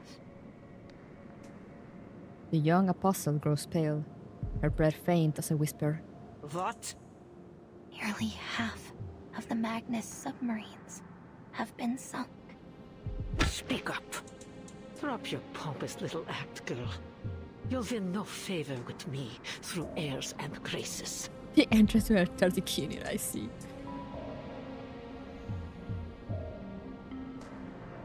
Only they forgot the team's name would be Hydrogen Team because they hit like an actual hydrogen bomb. I should name them that. I think I can name teams. Nearly half of the Magnus submarines have been sunk. That's more like it. The lead arrowhead finds another target. At last, those white-clad fools have levied some retaliation. How kind of them to finally join us. Another arrow is fired. Frostbitten flesh splits open, oozing rancid fat.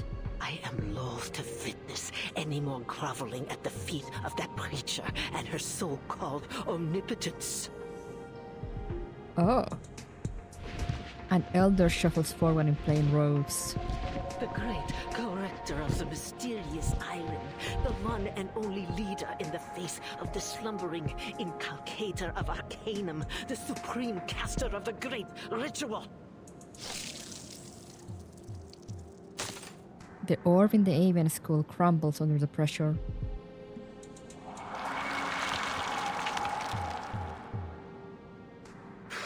She was nothing but the wrong person at the right time. Who are you? She alone hears the voice of the inculcator of Arcanum? Ah, what blatant lies! Yet they submit to her all the same, everyone. While she gallivanted around the world, preaching on the back of her falsities, who was it who prepared for the ritual, Yet she alone is granted power. She alone holds their hearts in her hands. Ridiculous. What does a little girl know about material transportation or personal arrangement, let alone the great history of the Manus? She is nothing without me. I see. So you're jealous.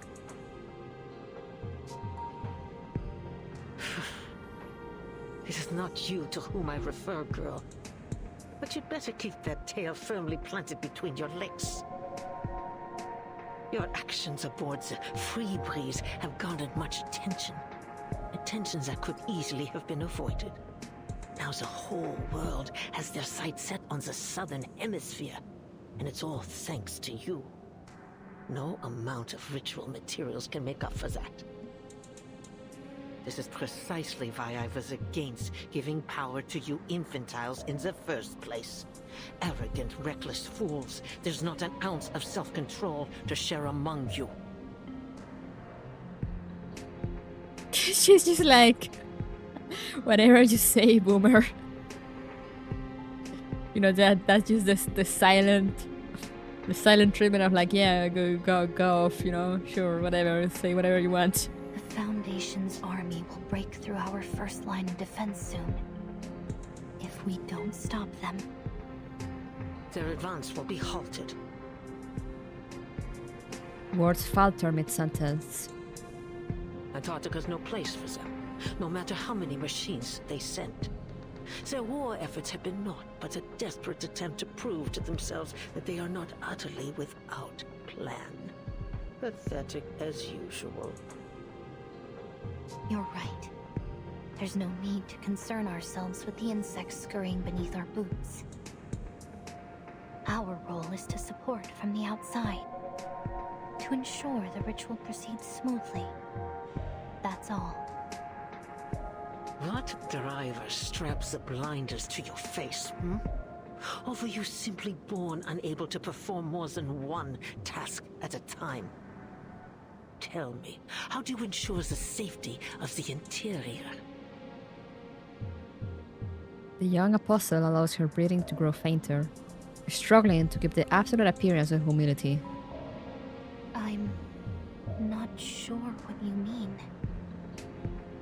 The Admiral's Sentinel unit. What is its status? Igor's unit? They've set up defenses in multiple locations along the coast. They're on high alert for possible Foundation partisans. Defense sitters. How could they possibly serve our great Mother of Resurrection? It's an insult that they were ever allowed to set foot on the Holy Land at all. I see. But the preacher has treated them with the utmost respect. They did bring the key to the ritual, after all. Utter foolishness. Forgot about Igor. Yeah, I forgot for a moment. But yeah, no, they're there too. Those heathens are not even willing to undergo the holy trial. Standing among these unblessed, unguided simpletons is the greatest humiliation to befall Manus Vindictae since its inception.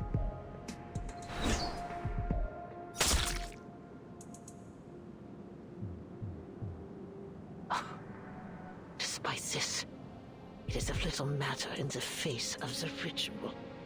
The great mother of resurrection. That is our only goal. The pitiful remains of the bird are flung at her feet.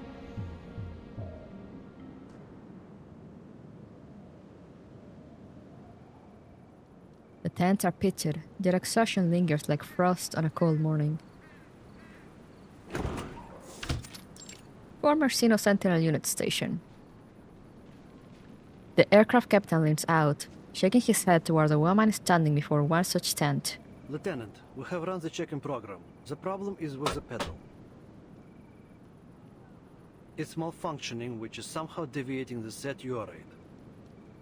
Can I tell something quick for dinner to Mimir? Enjoy the horse of Antarctica. Thank you! Enjoy your dinner. I'm probably gonna end soon also, anyway. That is why we had such severe turbulence and deviation just now. I suggest we do not fly Canis Minor until we have done a complete overhaul. The weather is just too extreme in Antarctica. Mulder takes stock of her soldiers, then makes a confident stride toward the transport helicopter. Report to the Admiral. We're still some way away from our designated station, but it seems we have no other choice for now. At least we landed in a place with enough space and sidelines to perform our task. This is the best we could have done, given the situation. Well done, Danilov. Of course, Lieutenant. Now all there is to do is wait. Wait for what? The answer is about to be set free. Attention! We have an order from Admiral Gore. We are the perimeter defense of Antarctica. We must be ready for any possible attack from the Foundation. The Admiral is stationed in the Sanctuary. From there, he will administer orders to both us and Ptolemy's infantry squad at the other port. Mulder adjusts her collar, her mouth dry. Any unit entering the sea within visual range is to be considered a signal to engage. Understood? Yes, ma'am. The soldiers respond in a disciplined harmony. She scans the ranks, then lowers her head. Blinking, she finds herself mesmerized by the strange, golden flurry dusting her combat boots.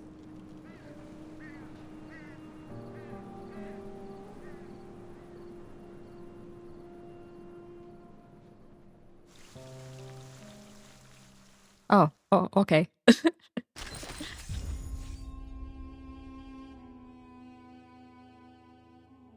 Have a safe journey. But yeah, I don't want to go to bed too late, so we're probably going to read one or two more, and then we'll end for today.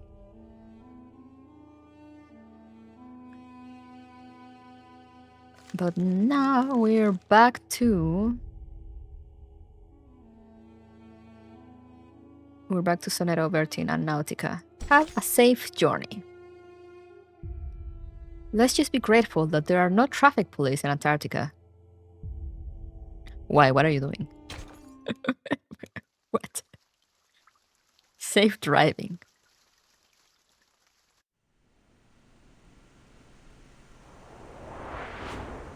Timekeeper, are you sure this is the right direction? Please trust me and my map. This is the way to the ruins. I promise. We need to catch up with Dr. Doris as soon as possible. Hold on tight, everyone. I'm going to speed up. Please slow down. Just a little. Tiny blue flower shakes wildly in the wind, straining to grow toward the shelter side. The snowmobile races across the frozen plain, its driver's face composed and certain. Yet her passenger's eyes widen. Wow, incredible! You really are an arcanist. We couldn't figure out how this thing worked. The new model with the Chevrolet bumper, only Frile was able to drive it. But you knew how to drive it as soon as you touched the handle.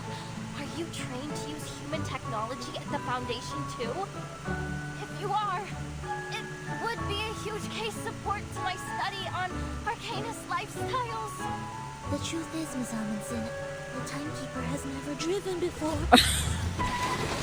As the water streaks past in a blur, panic creeps into the backseat passenger's face. What did you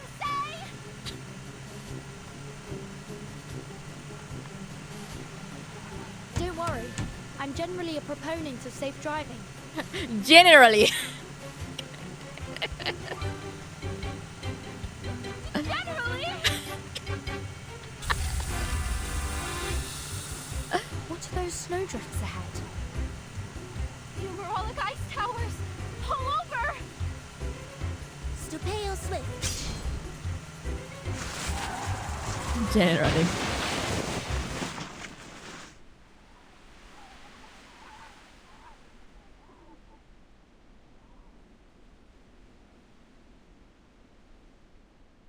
Who let Bertie drive?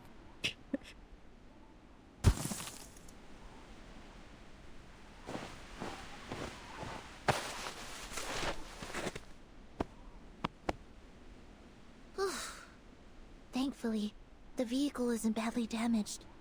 Miss Amundsen, are there any other obstacles ahead that we should know about? That's strange. This should be an open plain. Nautica lowers her binoculars, muttering in confusion. She stumbles backward as his feet slip over an outcropping of ice. We should take a detour. This place isn't suitable for snowmobiles.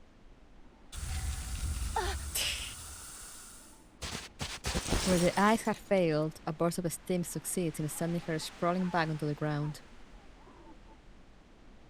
Miss Amundsen, are you okay? I'm fine. I'm alright.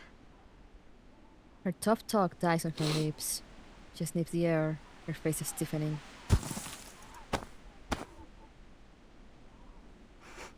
Has my nose gone wrong? Or are we carrying rotten food? This is why you don't let Brits drive, real. The pungent odor is not an illusion. It's begun to spread all around them.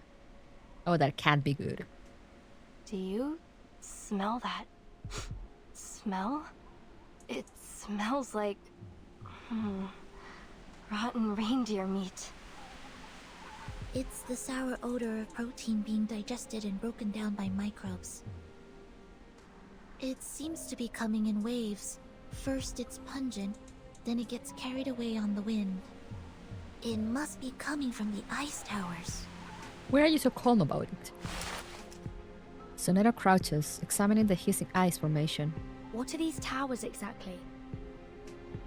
When there's magma beneath the surface, hot gas escapes through narrow cracks in the crust. When it meets the cold air, it vaporizes and forms hollow towers. Oh. They're often seen around volcanoes. But there's no volcano here. Interesting. Crouching on the ground, Nautica's fingers gather crusted deposits from the vent's rim.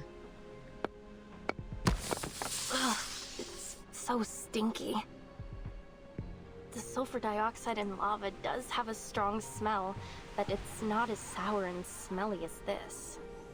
Besides... She begins an analysis at breakneck speed. Beds of sweat roll down her forehead as she shudders involuntarily. The last time my team and I were here, these towers weren't. That was less than 100 days ago. They shouldn't have formed so quickly. And I've never seen towers like these before. They're so short and close together, like a beehive. It's almost like they're the pores of the continent.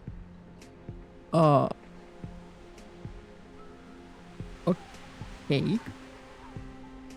She unconsciously edges behind Soneto for protection.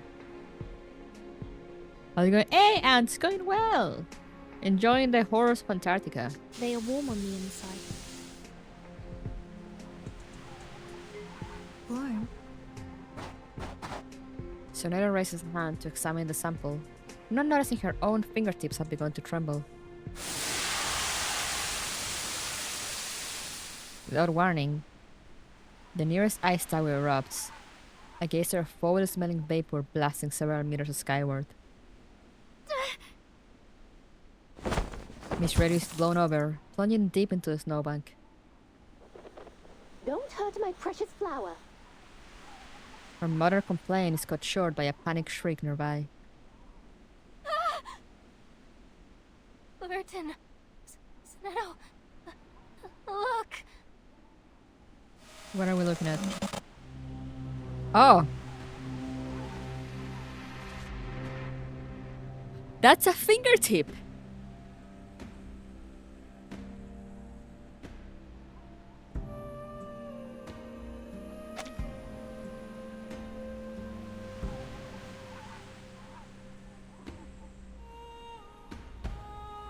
I'm gonna use this screenshot for next thumbnail, maybe. Let me save it.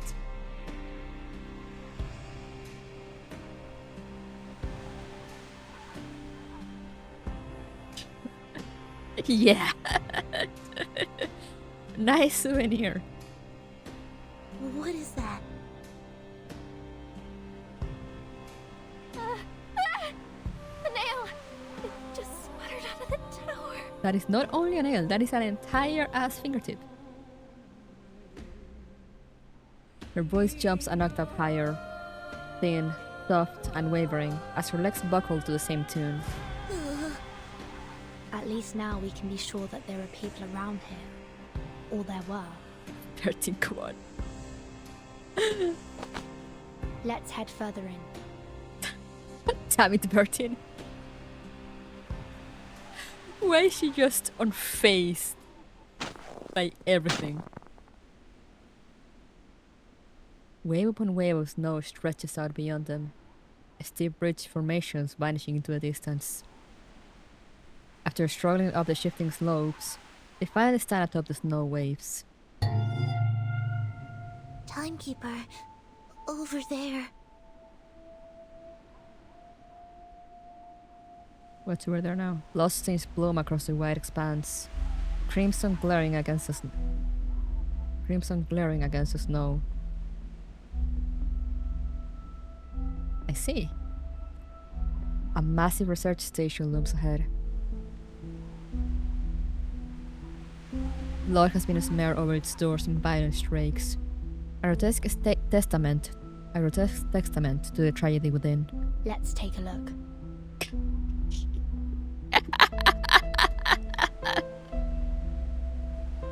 Let's take a look. Vertin? Yes? I can't go. Her refusal dies half spoken in her throat.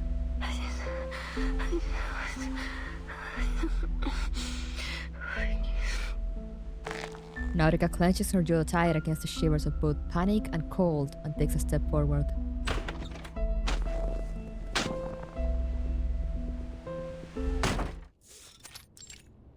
Question mark. Picking one's way past bloodstains and toppled insulation panels into the darkness proves difficult. This is a large station. They have a kitchen, separate bedrooms, a biolaboratory, and a daylight simulation room. But, judging by the mess, it's been abandoned. I'll judge him by the mess and not by the blood at the door. Huh? What's this sticky substance on the ground?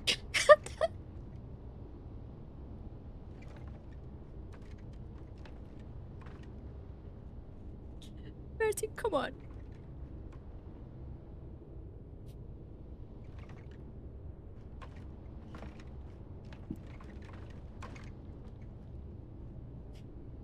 What is this red liquid falling off the ceiling?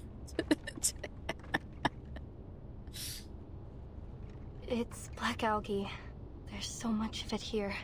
Watch your step. It could be slippery. How did that get inside? The search continues. There are arcane fluctuation traces on the desks and chairs. Timekeeper, look over there. Following her pointed finger, deep in the shadow interior, a faint glimmer pulses. Excuse me? Is anybody there? Hello? We're here to ask for help. I don't think we should go any further. Sinetto! Her teammate's voice rings out from the adjacent room. Yes? Timekeeper.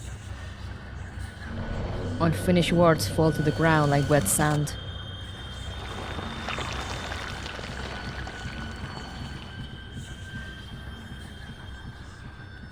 It's impossible to tell whether what is left is a human or a lamb. A tent stake pierces his palm, pinning it high on the storage room wall. The Arctic wind slips between the explorer's boots, rushing into the room. The corpse's frozen feet kick out over dust-covered cans. Dried blood has crumbled into flakes in the hyper-arid air, scattering like snow when the wind stirs. He's been dead for quite some time. There's an odd mark carved into his forehead.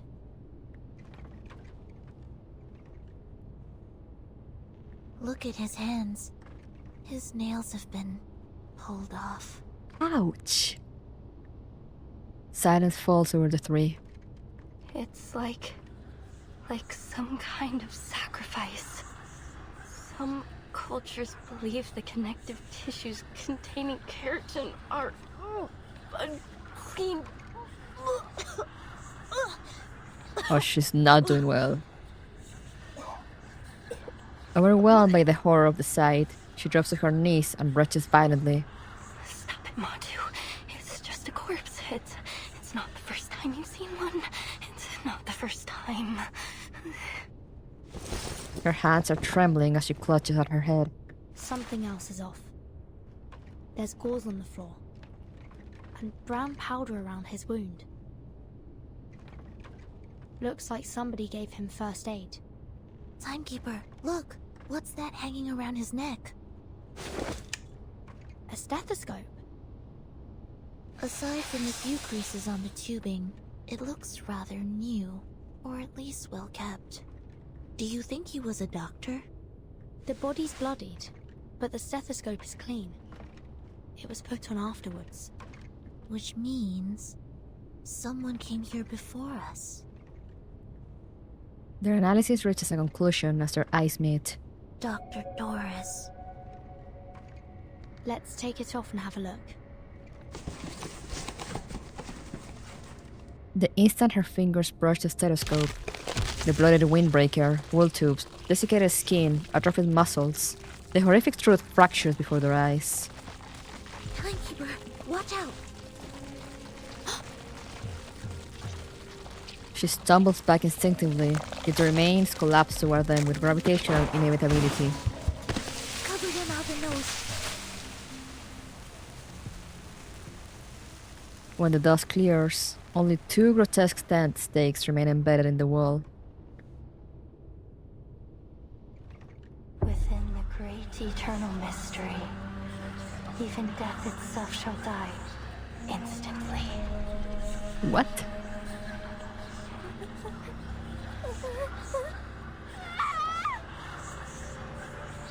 She screams. A raw burst of terror too long bridled now explodes. This is exactly what Matu said would happen. I told you we shouldn't have come here. Spirit, please save me. Oh, Hadja, save me. Nautica's teeth sink into her own fingers as her frenzy deepens. Miss Amundsen, it's okay. Just take a breath. No, you don't know what this means. Those poisonous monsters, those beasts, they hide in the whiteout. They eat people, they eat our souls. Timekeeper, she's... That's it. It's over. Everyone will be eaten, and you will be left all alone.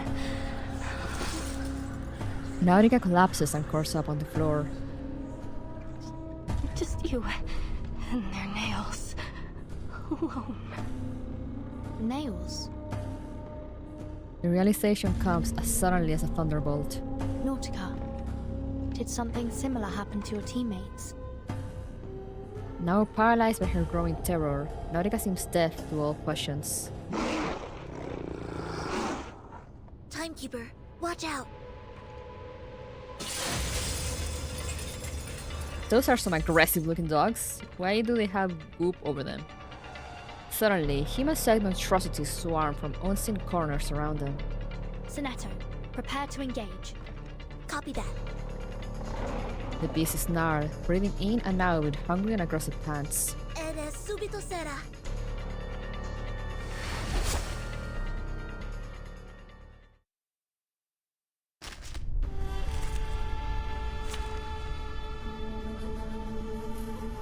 Alright. We begin with white. Why are they... Okay, these are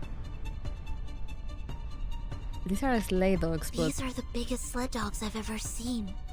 But working dogs shouldn't be this aggressive. I'm sensing very familiar arcane fluctuations. They're infected. Manus Vindicting must have done something to them. Perhaps a calming incantation will abate the effects of the arcane skill they cast on me. I think the devs saw this thing when they were writing the script. Yeah, I'm getting a vibe here.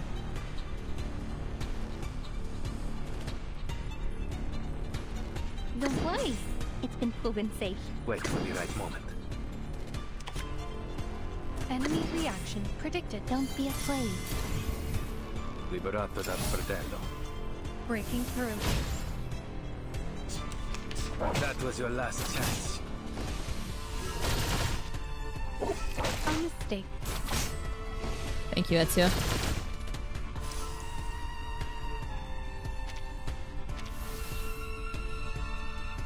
A fragment of truth. Target square confirmed. Into the darkness. Would you care to lie down? We have taken a strong position. Dead. Each move on the board As is an always, attempt thank you, to Ezio. return to the future. Let this victory propel us forward. God, she looks so good with the skin.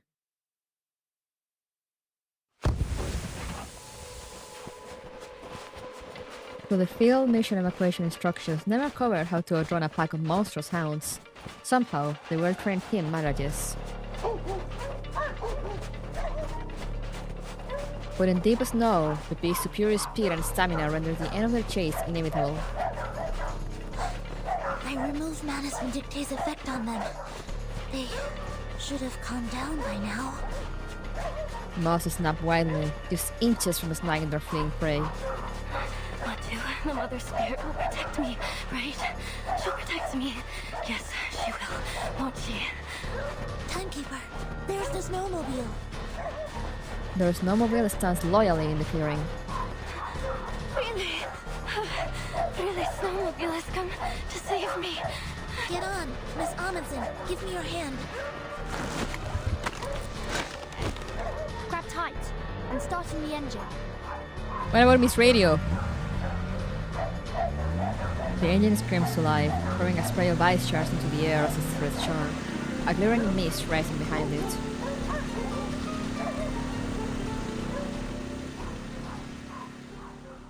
Guys, you forgot Miss Radio. You forgot about Miss Radio.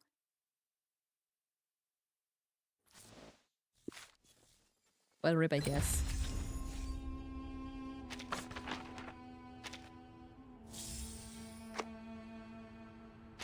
Man, this is starting intense. Seeds will grow up with the kiss of raindrop. So does hope. This is starting intense. She's fine. Miss Radio? Yeah, I'm sure she'll be fine, right?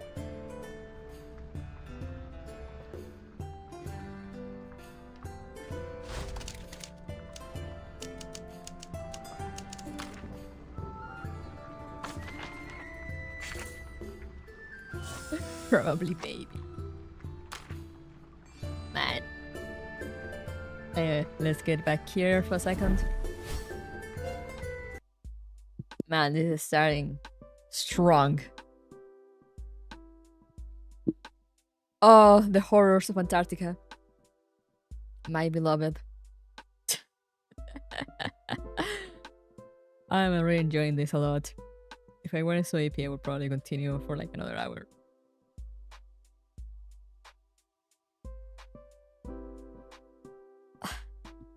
So good.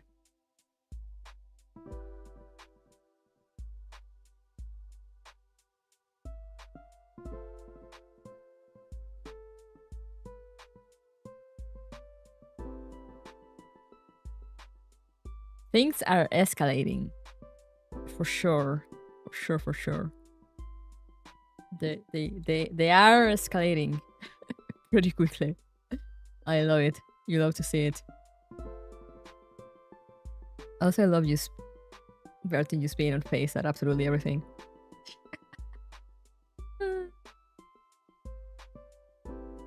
But yeah, we're gonna end this up here for today. We're gonna continue next week. I'm gonna give Nautica's VA kudos for nailing the madness. Yeah, she did an amazing job.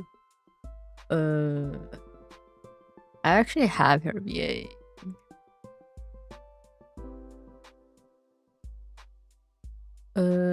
Sonia Kruger.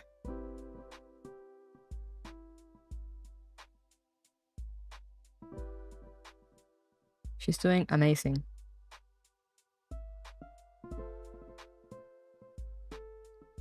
Like, she's really nailing the mood swings, you know, how she goes from like being stable to just like mumbling to just like saying things and talking to herself and screaming.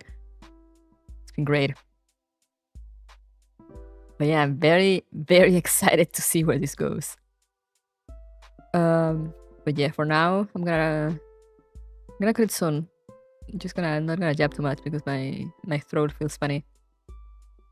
So I think I'm just gonna tuck in early because tomorrow there's a lot of reading to do.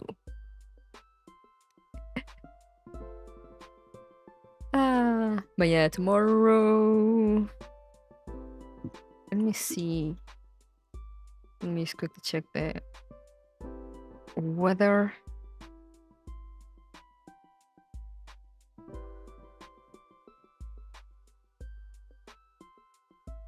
Okay, yeah, we're probably starting at like 10:30 as the schedule says. Because there should be no issues. The weather should be okay for me to cut grass, so that will probably be done.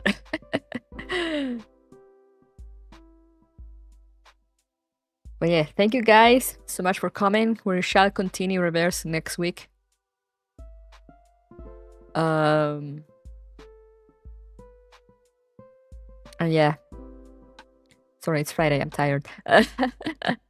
We're gonna continue next week. Thank you for coming. Remember to stay safe and stay hydrated. Take care of yourselves. And hopefully I'll see you tomorrow to finish Gears Frontline. But yeah, thank you. Have a good night or rest of your day. And I'll see you guys next time. Bye bye.